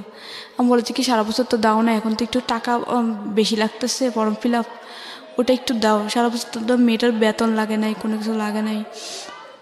তারপরে দিবেই না, বলে যে কি তোমার মেয়ে তুমি বিয়ে দিয়ে দাও, পড়াশোনা করানো লাগবে না। তারপর আম্মু বড় মামা থেকে, ছোটো মামা থেকে, নানু থেকে চেয়ে এনে তারপরে আমার ফর্ম ফিল আপ করায় তারপরে পরীক্ষার জন্য আমি প্রস্তুতি নিই। তারপর ফাইনাল পরীক্ষা দিই। তো যখন ফাইনাল পরীক্ষার প্রথম দিন সব আমি আমার পরীক্ষার সময় সবাই আম্মুকে, জেঠি, চাচি সবাইকে পা ধরে সালাম করে যেতাম। আম্মু শিক্ষা দিয়েছিল সবসময় যে কারোর সাথে এখন প্রথম ইন্ট্রোডিউসে সালাম দিবা, অনেক বেশি মুরব্বি হলে পা ধরে সালাম করবা, পরীক্ষার সময় পা ধরে সালাম করবা। তারপরে পরীক্ষার সময় আমি ভাইয়াকে সালাম করতে চাই ভাইয়ার রুমে পরীক্ষার ফার্স্ট দিন, যে ভাইয়া পরীক্ষা দিতে যায়। ভাইয়ার সাথে সাথে আমাকে দেখেই কম্বল দিয়ে মুখ ঢাকে ফেলে, তখন শীতকাল ছিল, ফেব্রুয়ারি। পছন্দ করতো না আপনাকে? হ্যাঁ, আমি তারপরে সালাম দিতে গেলাম যে ভাইয়া পরীক্ষা দিতে যাচ্ছি আমি। তারপর ভাইয়া মুখ ঢাকা অবস্থা বাইরে বলি যে ভাইয়া আমি পরীক্ষা দিতে যাচ্ছি, দোয়া করেন। তারপর পরীক্ষাটা যাই, যাওয়ার পরে পরীক্ষা দিই কন্টিনিউ। পরীক্ষাটা ওইভাবে কেউ নিয়ে যেত না, তখন আম্মুর কাছে টাকা ছিল না। আম্মু কী করে স্কুল থেকে একটা বাস ইয়ে করে যে এখান থেকে প্রায় অনেক ছেলে মেয়ে একসাথে একই বাসে যাবে আসবে, পরীক্ষার হলে নিয়ে দিয়ে আসবে আবার নিয়ে আসবে একটা বাস। তো আমি ওই বাসে দিয়েছে, কারণ ওই বাসে খরচ কম, এই জন্য কেন্দ্রে যাও। তারপর এইভাবে যাই। আমার খারাপ লাগতো যে পরীক্ষার কেন্দ্রে সবার মা আসতেছে, কারো বাবা আসতেছে, কারো ভাই আসতেছে, কখনো আমার কেউ আসে না। একদিন আমার ক্লাসমেটদের, আমার বান্ধবীদের একজন যাইতো, কিন্তু আমার কেউই আসতো না। তারপরে একদিন নিরু আসে, আমি যখন ওরা বললাম যে আমার খারাপ লাগে, তারপর ও ঢাকা থেকে যখন কেমন দিয়ে যায়, তারপরে তখন আবার ও যায় কেন্দ্রতে। আচ্ছা, তারপরে পরীক্ষাটা দিই, পরীক্ষার রেজাল্ট আসে, রেজাল্টটা তো ভালো হয় না, 4.60 আসে। তারপরে আমি ভাইয়ারে বলি যে ভাইয়া আমি পাস করছি। আমি বলে যে কি তুমি ভাইয়ারে যে বলো যে ভাইয়া আমি পাস করছি। আমি বলি বড় ভাইয়ারে যে ভাইয়া আমি পাস করছি। ভাইয়া বলে যে কি হ্যাঁ শুনছি, ব্যাস আর কোনো কিছু না। তারপরে আমার খুব খারাপ লাগে যে আমি আমাদের এলাকার মধ্যে ভালো করছি। আমার আগে 2টা মেয়ে ছিল শুধুমাত্র, একটা প্লাস পাইছে আর একটা হচ্ছে 4.83 পাইছে। ওই তারপর আমি ছিলাম 3য়। তারপরে আমার খারাপ লাগে যে আম্মু খুশি, অনেকেই খুশি। আমার ভাই চাচাতো বোনও কিন্তু ভালো রেজাল্ট করেন, 3.23 পাই। তারপরে এত ভালো রেজাল্টের পরও ভাইয়া একটু মোটামুটি ভালো গ্রামের জন্য, ভাইয়া একটু বললো না যে ভালো করছি, সামনে আর ভালো করি। তারপরে আবার বিয়ের জন্য চাপ দেয়। তারপরে আমি হচ্ছে কি দেখি যে কি আমার কষ্টকে বিয়ের করবে না, আমি আমাকে বলি যে আম্মু সরকারি কলেজে। তা আমি বলে যে সরকারি কলেজ হচ্ছে জেলা শহরে, তুই এখান থেকে যাবি কীভাবে, আসা যাওয়ার খরচ। বুঝলাম যে কোনো খরচ হবে না, কিন্তু আসা যাওয়ার খরচ যাতায়াত ভাড়া কোত্থেকে দেবো। বলছি আম্মু একটা ম্যানেজ হয়ে যাবে, তুমি অতটা শুধুমাত্র আমি বাসে যাবো। আমি বাসে উঠতে পারতাম না, তারপর বলতাম যে বাসে যাবো, আমি বাসে উঠলে বমি করতাম। তারপর বললাম যে বাসে যাবো আম্মু, আমি সরকারি কলেজে পড়বো, দেখি না যদি চান্স পেলে তো লাগছে, আমার সার্টিফিকেটে থাকবে যে গভর্নমেন্ট ওমেন্স কলেজ, কোনো বেসরকারি কলেজ না। তো আমি বলে যে কি আচ্ছা আম্মু না, হ্যাঁ এর ভিতরে বলে আচ্ছা ঠিক আছে দেখ। তারপর আমি ফর্ম নেওয়ার পরে আমার আসে, তারপরে আসার পরে আমি ভর্তি হই, আর নাম থেকে টাকা এনে আম্মু ভর্তি করাই, আম্মুর কিছু টাকা জমানো ছিল। তারপর আবার ওই যে ক্লাস 10 পরীক্ষার পরে, এসএসসি পরীক্ষার পরে একটা উপবৃত্তি দেওয়া হয় 2300 টাকার। তো আমার খরচ হয়েছিল ভর্তি হইতে 1900 টাকা। তো আমি ওই টাকা দিয়ে ভর্তি, তারপর ওই আসা যাওয়ার খরচ মোটামুটি চলে। তো আব্বু আবার এর ভিতরে আসে, আমার পরীক্ষার মানে ইন্টার মাত্র ভর্তি হয়েছি, 1 মাস গেল, মানে 3-4 দিন আমি কলেজে গেছি। তারপর বইয়ের লিস্ট দেয়, তারপর আম্মুরে বলে নানু টাকা দেয়, বই কিনি, নতুন বই কিনি। আব্বু হঠাৎ করে আইসে কয়েকদিন পরে বলে যে কি মেয়ে বিয়ে দিয়ে দেবো। আমি বলে যে কি মেয়ে মাত্র ভর্তি হলো সরকারি কলেজে, মেয়ে পড়তে দাও। তারপরে কি করে একটা ছেলে আসে দেখতে হঠাৎ করে একদিন, আবার আমি টিউশনই করতাম এর ফাঁকে ফাঁকে, টিউশনি করতাম, একটা 9-এর মেয়ে পড়াতাম। তারপরে হচ্ছে কি, আব্বু একটা ছেলে পাঠায় আমাকে দেখার জন্য। তো আমিও যেভাবে ছিলাম ওই অবস্থায় ছেলেটা দেখে, ছেলেটা পছন্দ করে। তারপরে হচ্ছে কি, গ্রামের মেয়েদের মুখ দেখলে টাকা দিয়ে দেখে। তারপরে হচ্ছে মানে কনে দেখতে হলে তারপর হচ্ছে ওই ছেলেটা আমাকে 500 টাকা দিয়ে যায়। তো আমি কিছু বলি না, আমি যে ভাবির কাছে দিই টাকাটা। ভাবির কাছে দেওয়ার পরে ভাবি টাকাটা রাখে। তারপরে আমি ভাবি বলল, আমি বিয়ে করবো না, ছেলেটা আমার পছন্দ হয় না, ছেলেটা পড়াশোনা করে নাই, আমি বিয়ে করব না। তো ভাবি বলে যে ছেলেটা হচ্ছে আনসার বাহিনীতে চাকরি করে, আনসার ক্লাস 10 পর্যন্ত পড়ছে, মেট্রিক পাস করছে, কিছু হবে না, দেখলে তার বিয়ে হয় না। দেখছে। তো আজকে দেখতে আসছে, এর পরের দিন আব্বু নাকি ওদের সাথে কথা বলতে গেছে, ওরা নাকি ডাকছে কথা বলার জন্য। তো এরপর দিন যেদিন দেখতেছি, এরপর দিন রাত্রে 11টার সময় আমি ঘুমাই গেছিলাম। পরের দিন আমার কলেজ ছিল জন্য ঈদের 3 দিন পরে, কোরবানি ঈদের 3 দিন পরে। তারপরে হচ্ছে আমাকে রাত্রে 11টার সময় ঘুম থেকে উঠায় আম্মুর রুমে নেয়। নেওয়ার পরে আমি ঘুম চোখে মানে চোখ ডলতে আম্মুর কাছে যাই, যে আম্মু কি হয়েছে, আব্বু ডাকছিল? হ্যাঁ। তারপরে বলছে কালকে থেকে কলেজে যাওয়ার দরকার নেই, পরশুদিন তোমার বিয়ে। আমি তো মানে ঘুম চোখে মানে চোখ ডলতেছি, ভাবতেছি ঘরে কিছু স্বপ্ন দেখতেছি নাকি উল্টাপাল্টা। এরপর আমি ঢুলতেছি, মানে ঘুমের মানে ফিলার ধরে ঢুলতেছি, মানে ঘুম পড়ে যাবো অবস্থায়। তারপরে আমাকে মেজাপু ধরে চাকরি মারার পরে মানে একটা মোটামুটি ঘুমটা একটু ছাড়ে, ধরে হাত ধরে চাকরি দেয়, যে তোর কী বলছিস শুনতেছিস? তারপরে আমি বললাম যে কী হয়েছে? তো বলে যে কি কালকে থেকে কলেজে যাওয়ার দরকার নাই, পরশুদিন তোর বিয়ে। বিয়ে আমার কার সাথে? কালকে যে ছেলেটা দেখতেছিল। আচ্ছা না, ওটা আমি বিয়ে করবো না, ও পড়াশোনা করে নাই, ওই ছেলে উল্টাপাল্টা প্রশ্ন করে আমাকে, মানে বলতেছে যে আমার নাম লিখতে, এই যুগে কেউ নাম লিখতে বলে? তাছাড়া ছেলেকে আমি যখন বললাম যে আমি গভর্নমেন্ট ওমেন্স কলেজে পড়ি, তো গভর্নমেন্ট ওমেন্স কলেজে কি আমার চেহারা দেখে ভর্তি করেছে? আমি ডিরেক্ট বললাম যে চেহারা দেখে ভর্তি করেছে, যে আমি নাম লিখতে পারবো না, আমার ঠিকানা লিখতে পারবো না। আমাকে আমার নাম ঠিকানা লেখাইছে ওই ছেলে।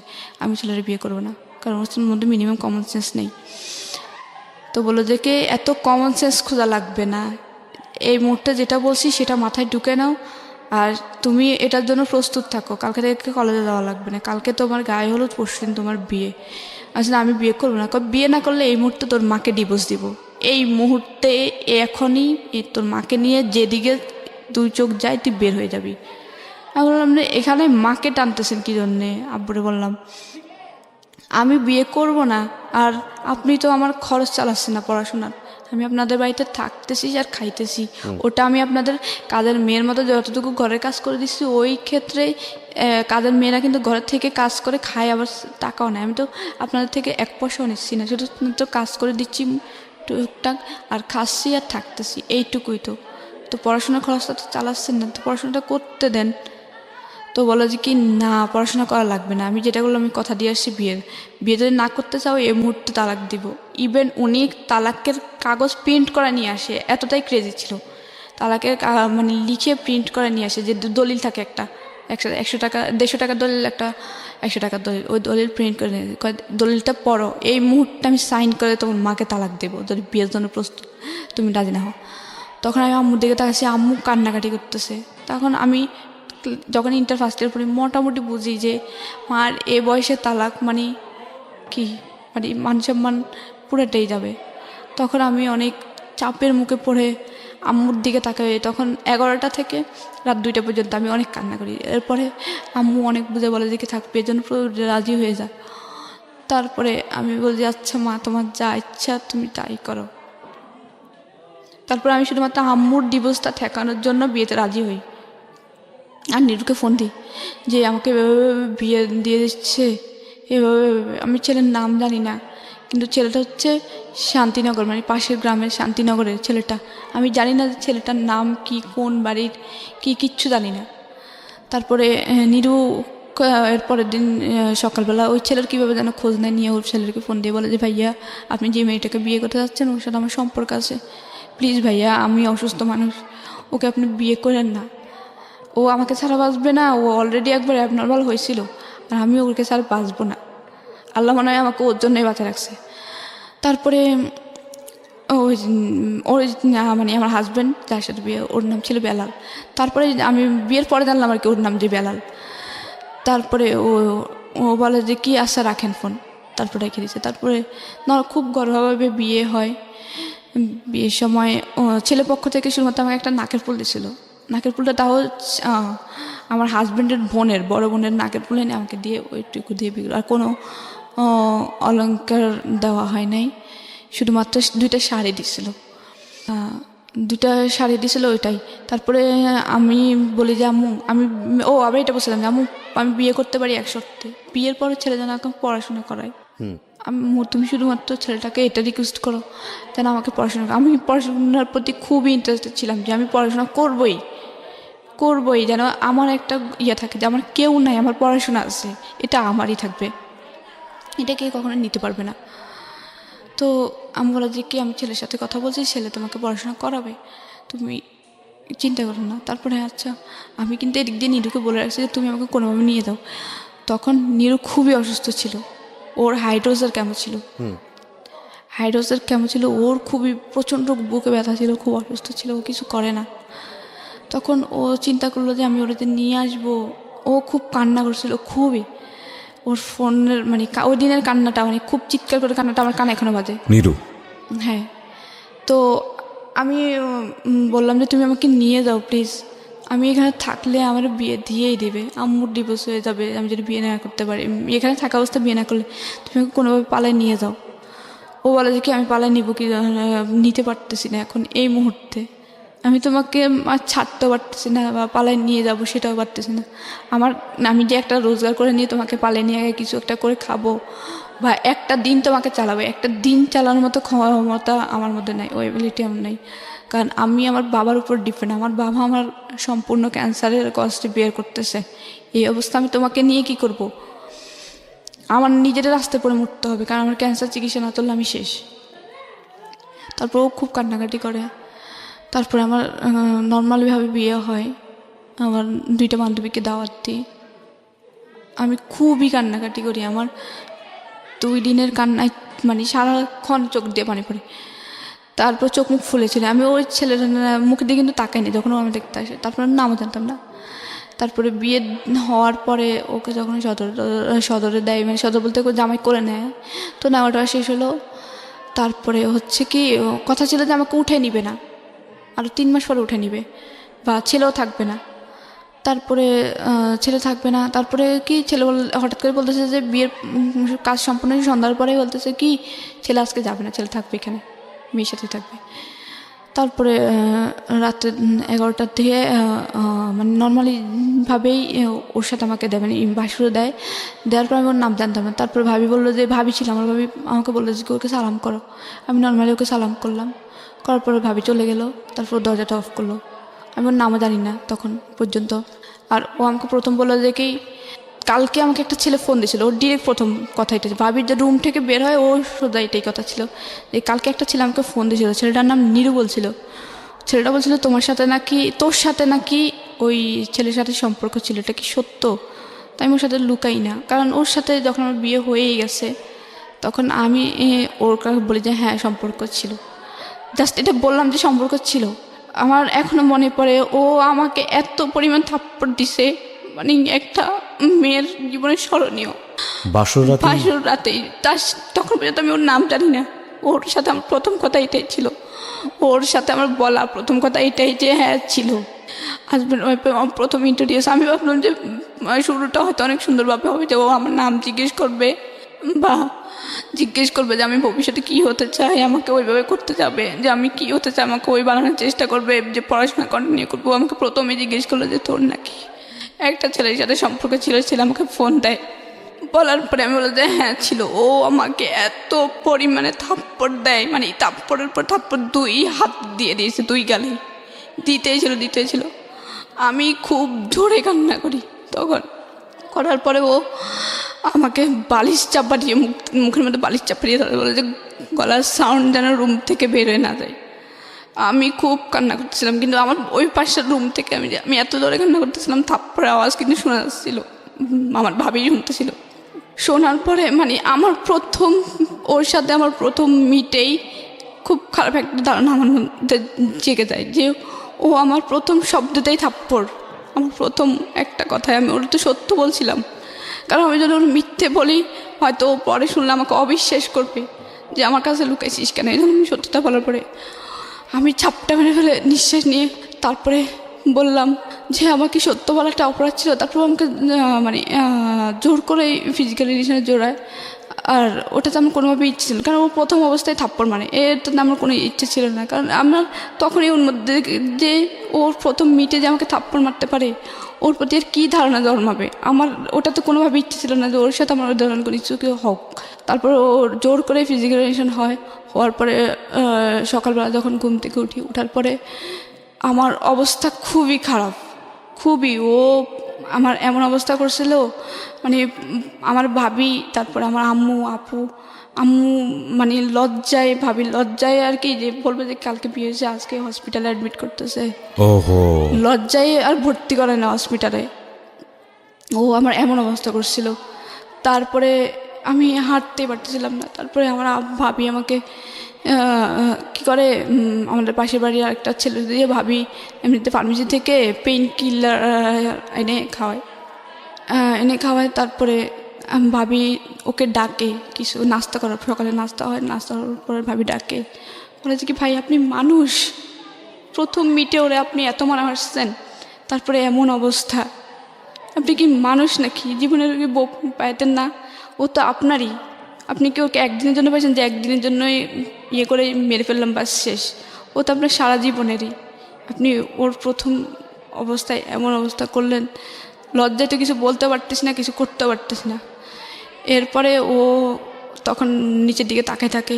তারপর আম্মু বলে যে দেখো আমার মেয়েটারে আমি 7 মাস বয়সে পাই, ও আবার আমার এটা জেনে বিয়ে করে যে আমি দত্তক নেওয়া। আমি ওরা অনেক কষ্টে মানুষ করছি, অনেক কষ্টে এ পর্যন্ত আনাইছি। ওর খুব ইচ্ছা পড়াশোনা করা, তুমি প্লিজ ওর পড়াশোনা করে। তারপর বললো যে আচ্ছা ঠিক আছে করাবো। ও আবার আম্মুকে একটু রেসপেক্ট করতো, আব্বুকে রেসপেক্ট করতো। তারপরে এরপরের দিন ও থাকার পরে এরপরের দিন আমি ওর সাথে আর ওইভাবে কথা বলি না। তারপরে ও বলে যে কি কালকে রাত্রের জন্য সরি। তা আমি বললাম যে এটা কোনো মানুষের আচরণ, আপনি আমাকে নর্মালি জিজ্ঞেস করতে পারতেন, আপনি আমাকে মেরে কী মজা পেয়েছেন বলেন তো, আমাকে এতগুলো থাপ্পড় মেরে কী মজা পেয়েছেন বলেন তো। তো বলে যে কি মারছি, প্রেম করছিস কী জন্যে। তো বলে যে সম্পর্ক কয় বছর ছিলাম, 4 বছর। ওর সাথে সাথে মুখ ঘুরে ফেলে কয় যে 4 বছরের সম্পর্ক, কী না কী হয়েছে আল্লাহ জানে। কিন্তু নিরু কখনো আমাকে টাচও করে নাই, অনেস্টলি বলতেছি, নিরু কখনো আমাকে টাচও করে নাই। ও একদম খুবই ভালো ছিল, নামাজ পড়তো 5 ওয়াক্ত, তারপরে ওর ক্যান্সার ছিল, ও কখনো ওই ধরনের কিছু ধরতো না, খুবই ভালো ছিল। আমরা সুযোগ পেতাম না কোনোভাবে, কেউ যদি দেখতো রাস্তা দিয়ে স্কুলে যাইতে কথা বলতাম, সাথে সাথেই বাড়িতে মাইর খেতাম প্রচুর। তারপরে আমার বিয়েটা হয় 14 সালে 14ই অক্টোবর। তারপরে 14 সালের 14ই অক্টোবর বিয়ে হয়। তারপর আমাকে এর 1 মাস হয় নাই, 7 তারিখে 7 নভেম্বর ওদের বাড়িতে নেওয়ার কথা হয়। তারপরে নিয়ে যাবে, তো আবার তখনই চলে যায়। বিয়ের 2 দিন পরে আবার চট্টগ্রাম চলে আসে, ডিউটি চট্টগ্রাম বন্দরে ছিল, আনসার বাহিনীতে ছিল, তো চলে যায়। এরপরে ও ফোন দিয়ে বলে যে কি পড়াশোনা অফ। আমি তো পুরো আকাশ থেকে পড়লাম যে ও বলছিল যে পড়াশোনা করাবে, আম্মুরে বলছিল, ও আমাকে অর্ডার দিয়েছিল। আমার নতুন বই, একদম বইটা আমি 2 দিন আগে কিনছিলাম, ঠিক নানু থেকে টাকা নিয়ে 2 দিন আগে কেনা বই। আমার খুব খারাপ লাগতো বইগুলোর দিকে তাকায়, যে আমার খুব স্বপ্ন ছিল যে সায়েন্স থেকে পড়বো। আম্মু ফিনান্সিয়াল প্রবলেমের কারণে আমার সায়েন্সে দেয় নাই। তারপর আমি কমার্স নিয়ে পড়ি। তারপরে আমার স্বপ্ন ছিল যে আমি আর্মি অফিসার হব, বিয়ের পরে ডিফেন্সের লোক নেয় না। তারপরে আমার খুব ইচ্ছা ছিল, খুবই ইচ্ছা ছিল যে আমি এমন কিছু। তারপরে ভাবলাম যে তারপরে আমি পড়াশোনাটা কন্টিনিউ করব, তারপর আমি কিছু একটা করব। তারপর আমার পড়াশোনাটা অফ করে দেয়। অফ করার পরে আমার ফোনে বলে যে কেউ পড়াশোনা অফ, আমাকে ফোন টোন দেয় না, আম্মুর ফোন দিয়ে কথা বলতাম। তারপরে হচ্ছে কি ওদের বাড়িতে নিয়ে যাওয়ার পরে আমি কিন্তু কখনো ধান সিদ্ধ করি নাই। আমাদের ধান সিদ্ধ করতাম, আমাদের ধান হয়তো অনেক বাড়িতে, কিন্তু ধানগুলো বিক্রি করে দিয়ে চাল কিনে আনতো। তারপর ওদের বাড়িতে যাওয়ার পরে ওর হচ্ছে 3 ভাই, ও হচ্ছে সবার ছোট, ওর মা বাবা খুবই বৃদ্ধ ছিল। তো আমি ওদের বাড়িতে যাওয়ার পরে আমি নিয়ে নিলাম যে আমার তো ওরাই ফ্যামিলি। তারপরে আমি ওর সাথে কিন্তু আমার ভালো আন্ডারস্ট্যান্ডিং ছিল না, আমার কষ্ট কোনো কিছু আমি ওর সাথে শেয়ার করতাম না। কারণ আমাকে কথায় কথায় মারতো, খারাপ ব্যবহার করতো, বলতো যে তোর বয়ফ্রেন্ডের সাথে কী না কী হয়েছে, ওই সেই বাজে কথা বলতো। আমি কখনোই আমার কোনো আনন্দ কোনো কষ্ট ওর সাথে শেয়ার করতাম না। আচ্ছা, খুব স্বাভাবিক সেটা। হ্যাঁ, কারণ ওর প্রথম দিনে ওর মাইকটা আমার মনে আছে, ওর প্রথম দিনে ওর প্রতি আমার খারাপ ধারণা, একটা ঘৃণা। তারপরে ওদের বাড়িতে যখন নিয়ে যায়, যখন প্রথম দিন যায়, প্রথম দিনের পর থেকে কোনো দিন আমার শ্বশুর শাশুড়ির একটা কাপড় কেউ ধুইতে পারে না, আমি ধুইছিলাম সব সময় যতদিন ছিলাম আমি। আমরা সংসার জীবন ছিল অনলি 6 মাসের। তো যখন আমি ওদের বাড়িতে যাই তখন এত পরিমাণ কাজ আমার উপর চাপাই দিছে, এত পরিমাণ, আমি জীবনে এত কাজ করছি, এত কাজ, একা একটা সংসার সামলানো। তারপর বড় যার হচ্ছে 5টা ছেলে মেয়ে, ছোটো যার হচ্ছে 3টে ছেলে মেয়ে, 8টা ছেলে মেয়ে। সকালে উঠে ওদের 8 জনের জন্য রুটি, আমার শ্বশুর শাশুড়ির জন্য রুটি, এতগুলো রুটি বানাইতে আমি পড়ে যেতাম, মানে বানাইতে আমার পুরো টায়ার্ড হয়ে যেতাম, কারণ খালি পেটে এত রুটি বানানো যায় না। সকালে ঘুম থেকে সেই ভোরবেলা উঠেই এত কাজ করার পরে যখন মানে একটু খাওয়ার টাইম হতো, তখন মানে আমি খাবো সবার লাস্টে, তখন বলতো যে কেউ যদি এসে জিজ্ঞেস করতো যে বউ যে সকাল থেকে, ধর নতুন বউ অনেকে দেখতে আসতো, তখন বলতো যে কি বউ সকাল থেকে কাজ করতেছে, নাস্তা খাইছো? তো আমার শাশুড়ি বলতো যে সকাল থেকে এখনো কোনো কাজে হয় নাই, কাজ না করলে কি খিদা লাগে? সকাল থেকে উঠে ঘর ঝাড়ু দেওয়া, উঠান ঝাড়ু দেওয়া, গ্রামের পরিবেশ, তারপরে হচ্ছে প্লেট বাটি হাঁড়ি পাতিল এগুলো ধোয়া, তারপরে হচ্ছে সকালে যে ফ্রেশ পানি থাকে পানি উঠানো পুকুর থেকে, তারপরে হচ্ছে রুটি বানানো, না তারপরে ভাজি টাজি বানানো। এরপরে আমার শাশুড়ি বলতে যে সকাল থেকে এখনও কোনো কাজে হয় নাই, কাজ না করলে কি খিদা লাগে? এখনও খাওয়ার সময় হয় নাই। আমার মানে ওই জিনিসটা খারাপও লাগতো, আবার হাসিও পেতাম যে লাইক জোক, আর যে কাজ না করলে নাকি খিদা লাগে না। তারপরে হচ্ছে সকাল থেকে এত কাজ হয়েছে, তারপর বলতেছি না এত খাওয়ার এত পরিমাণ কষ্ট দিয়েছে, মানে ছোট্ট একটা রুটি উনি দিতে, রুটিটা ভাগ করে অর্ধেকটা দিতে আমার খুব খারাপ হয়। কারণ যখন অনেক বেশি পরিশ্রম হয় তখন খাবারটা ডিপেন্ড করে, খাবারটা অনেক তাড়াতাড়ি একটু তাড়াতাড়ি খিদা লাগে, কিন্তু খাবারটা চাইতাম টাইম মতোই খাইতে বলতাম। আমার না দেওয়া ছাড়া, আমার একটা ছোটোবেলা থেকে অভ্যাস যে আমাকে কেউ বেড়ে না দিলে আমি নিজের হাত দিয়ে কোনো খাবার নিয়ে খাই না। ওই তখন আমি নিজে থেকে, আমার আম্মু শৃঙ্খলা শিখেছিল ওই বাড়িতে থাকা অবস্থায়। আমার বলতো যে কি তোমার ভাবি যখন বেড়ে দিবে তখন খাবা, বা আমি বেড়ে দিলে তারপরে খাবা, নিজের হাত দিয়ে খাবা না।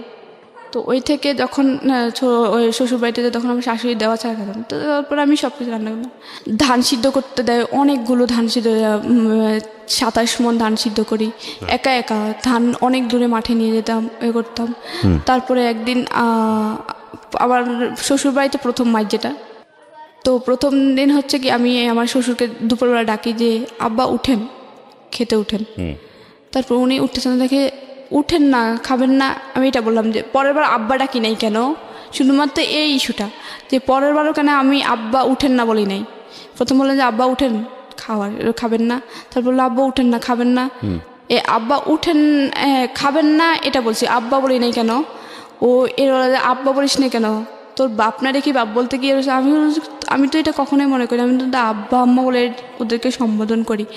এটা তো আমি ওনাকে এটা বলিনি। আর সব কথাই কিন্তু বাবা বলা লাগে না। আমি যখন কাউকে ডাকি যে একবার নাম ধরলে হয়, সব জায়গায় নাম ধরতে হয়, ঠিক এটাও কিন্তু একটা নাম হিসেবে ব্যবহার হয় যে আব্বা উঠেন না, আব্বা খাবেন না, আব্বা আব্বা বলা লাগে, একবার আব্বা বললেই তো হয়। ও আমাকে সাথে সাথে ওই যে নারকেল গাছের যে কোদা থাকে এত মারা মারছে, ওরা যে কি আব্বা ডাকিসটা, আবার বলে যে কি সব কথা বলা লাগে, তুই কি অনেক বেশি বুঝিস, এত মারা মারছে। এরপরে আমি পাটি বুনতে পারতাম, যে শীতল পাটি। তখন আমাকে হয়তো মাস শেষ হলে 2 দিনের জন্য বাড়িতে যেতে দিত আম্মুর কাছে। তো মাস শেষ হয়েছে, আমি বললাম কি বাড়িতে যাব কালকে, যাব কি? তো বলে যে কি আচ্ছা যাইস। তারপরে যখন আমার শাশুড়ি জিজ্ঞেস করলো তুমি কি পাটি বুনতে পারো? আমি হ্যাঁ পারি, কিন্তু এমনিতে কারো থেকে শিখি নাই। বড় আপু পারতো, কিন্তু বড় আপু কখনো আমার শিখেতো না, উনি আমার সামনে বানাইতো না। এমনিতে আমি দেখে দেখে পারি, যে পাটি বানানো শেষ হয়ে গেছে, পাটিটা টানায় রাখছে, ওখান থেকে দেখে দেখে পারতাম, শিখে গেছি। ও বলার পরে সাথে সাথে ও পাটি বানার যে গাছ থাকে ওই গাছ কাটা শুরু করে দিয়েছে, যেন আমি বাড়িতে না যেতে পারি। তারপরে আমার বাড়িতে যেতে খুব বিয়ে করতো, কারণ এখানে আমি খুবই অত্যাচারিত হতাম, খুব মারতো। আর আমার শাশুড়ি খুব মিথ্যে কথা বলতো ওর কাছে। তারপরে পাটি বোনার গাছ কাটে, তারপরে আর যাওয়া হয় না বাড়িতে। তারপরে ওগুলো ছিলে টেলে শুকিয়ে টুকে পাটি বানাতাম। একটা পাটি বানাইতাম, 5 আছে 6টা, একটা বানাইছে, আর একটা বানানো অর্ধেক একটা বানাইছে। বানানোর পরে ও আমার শাশুড়ির প্রতিনিয়ত মিথ্যে কথা বলে, ও এই জন্যই আমার ওর চিটাগং থাকা অবস্থায় আমার সাথে খারাপ ব্যবহার করতো। তারপরে একদিন সন্ধ্যার সময় পার্টি মধ্যেছে, পনেরোর পরে মাগরিব আজান দিয়ে তো উঠে যেতাম যে আর নামাজ পড়তে হবে। তো মাগরিব আজান দিয়েছে, আমি উঠছি, তখনই ও ফোন দিয়েছে। ফোন দেওয়ার পরে তখন আমি ফোন রিসিভ করে কথা বললাম। তারপরে কথা বলে ও বলেছে কি মার কাছে দাও, তো মার কাছে দিলাম। ওরা আমার সাথে কথা বলছে। তো আমি অনেকক্ষণ তো মানে নিচে বসেছিলাম, মাটিতে বসেছিলাম তো পাথরে। এখন আমার কোমর ব্যথা করতেছি, একটু খাটে বসলাম, আমার শাশুড়ির খাটে। তো উনি নিচে বসে নামাজ পড়বে বলে বসে আছে তফসিলে। উনি নামাজের বিছনায় বলতেছে, তোর বউ এখনো পর্যন্ত একটা পাতি মানে বিছনার একটা পাতা গাঁথে নেই, চিকন যে পাতা থাকে ওই পাতা একটাও গাঁথে নেই। ও সারাদিন একটা কাজও করে না, একটা পাতাও গাঁথে নেই। আমি মাত্র পাতা গেঁথে উঠলাম, মাত্র ও ফোন দেওয়ার পরে উঠলাম। মাগরিব আজান দিচ্ছে, এখন নামাজ পড়তে হবে, হাঁস মুরগি ঢুকাতে হবে, তারপর পানি টানি ঢুকাতে হবে, এজন্য। তো উনি এটা বললে, তারপর বললো যে ও মানে ফোনে একটু ভলিউম বড় ছিল, শোনা যাচ্ছিল যে ও কি বলতেছে। তারপর বলছে ও একটা কাজ করে না, কমপ্লেন করেছে আপনার এগেইনস্টে। হ্যাঁ, কমপ্লেন করার পরে তারপরে উনি যখন ফোনটা খাটের উপরে রাখবো, নিচে বসে নাও চলতেছিল, নিচে থেকে ফোনটা উপরে রাখতে যে দেখে যে আমি খাটের উপর বসে আছি। আমি কিছু মনে করি, আমি হাসতেছি ওনার দিকে তাকায় যে উনি মিথ্যে কথা বলতেছে। শাশুড়ি? হ্যাঁ, উনি আমাকে দেখে একটু থুতুমুতো খেয়ে যায় যে মিথ্যে বললো। নামাজের পার্টিতে বসে? নামাজের পার্টিতে বসেই মিথ্যে বললো, একটু থুতুমুতো খেয়ে দেয়। তখন দেখা যায় আমি ওনার দিকে তাকায় হাসতেছি। তখন আমি মানে কেন জানি খুব হাসি আসলো যে উনি নামাজের পার্টিতে বসে মিথ্যে কথা বলতেছে, তাও আমি মাত্র উঠলাম পার্টি বানায়। একটা 5 হাতে 6 হাতে পার্টি বানতে অনেক সময় লাগে। পার্টিকে আপনারা বিক্রি করতেন? না, বিক্রি করতে বলতে কি, ওই তখন পার্টি ছিল না, খাটের মানে খাটের মধ্যে বিছানো আমাদের নিজেরা ব্যবহার করার জন্য। ব্যবহার জন্য আমার বড় ননসের জন্য, ছোট ননসের জন্য 2টা বানাইতে হবে, আর আমাদের জন্য। তো তখন উনি মিথ্যা কথা বলার পর আমি হাসলাম, উনি আমার দিকে তাকাই এবার হাসি দিল। হাসি দেওয়ার পরে তারপরে নামাজের পরে ও তো জানে আমি এখন নামাজ পড়বো, তো নামাজ পড়লাম, কাজটা শেষ করলাম। শেষ করার তারপরে ও ফোন দিছে, আবার ফোন দিয়ে বলে কি তুই নাকি একটা কাজও করিস না, মা বসে বসে পার্টি বানায়। তারপরে আমি বললাম তোমার মাকে চোখে দেখে পার্টি বনবে, এটা বললাম। তোমার তো চোখে দেখে না, পার্টি বনবে কীভাবে? তাহলে একটা পার্টি যে বোনা হয়েছে ওটা কে বনছে বলো তো?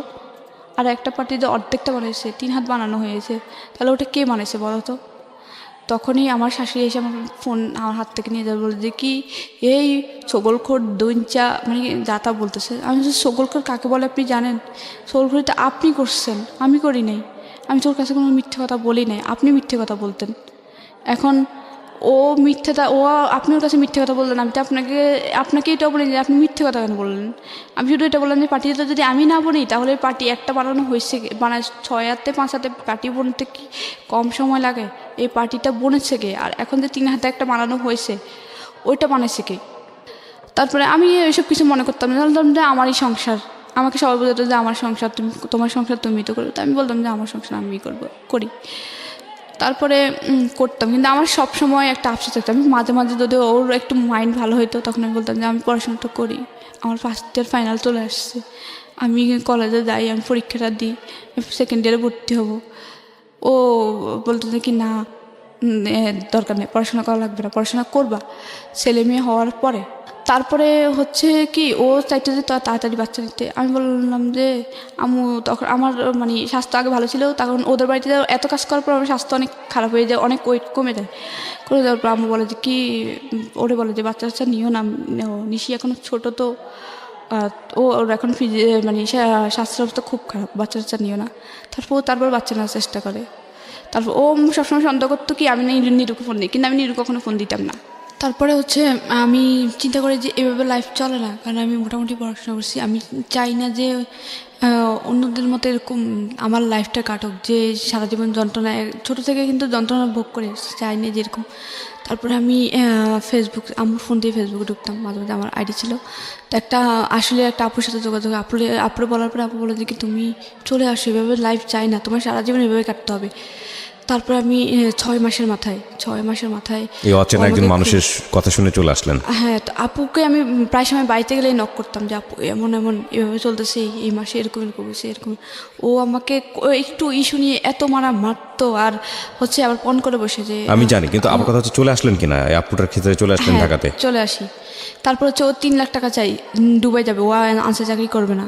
তারপর বলে যে 3 লাখ টাকা চলে আসার দাও। পরে আপুর কাছে থাকলেন, কত সালে চলে আসলেন? আর তারপর 2015 সালের এপ্রিলে চলে আসি, এপ্রিল 26 তারিখে। তারপর আপু বলে যে কি তুমি ঢাকায় চলে আসো, কোনোভাবে টিকিটটা নিয়ে তুমি চলে আসো, আমি একটা তোমার কাজের ব্যবস্থা করে করে দেয় দেবো। শেষ পর্যন্ত কাজের ব্যবস্থা? হ্যাঁ, তারপরে আমি ওনার কথা মতো কাউকে না বলে চলে আসি। হ্যাঁ, কারণ মারতো যে এটা আমি বাড়িতে জানাইতাম, ভাইয়েরা মানে জানাইতাম, সবাই জানতো আপনি আম্মুরা পালিয়ে জানতাম। গেছেন বাড়ি থেকে? হ্যাঁ, বলতে আম্মুরে বলে গেছে যে আম্মু আমি চলে যাচ্ছি। আম্মু বলতো যে কই যাচ্ছি, আমি বলছি যে আমি জানি না, কিন্তু আমি আর সহ্য করতে পারতেছি না। আপনাদের কি ডিভোর্স হয়েছে? হ্যাঁ হয়েছে, কে ডিভোর্স দিয়েছে? ডিভোর্সটা আমি দিয়েছি। আপনি দিয়েছেন? আপনার দেনমোহরের টাকা বুঝিয়ে পেয়েছেন? না, ওকে, সেটা এখনো দেয়নি। আচ্ছা, আপনি ডিভোর্স দিয়ে দিয়েছেন। আপনি এখন কি করেন?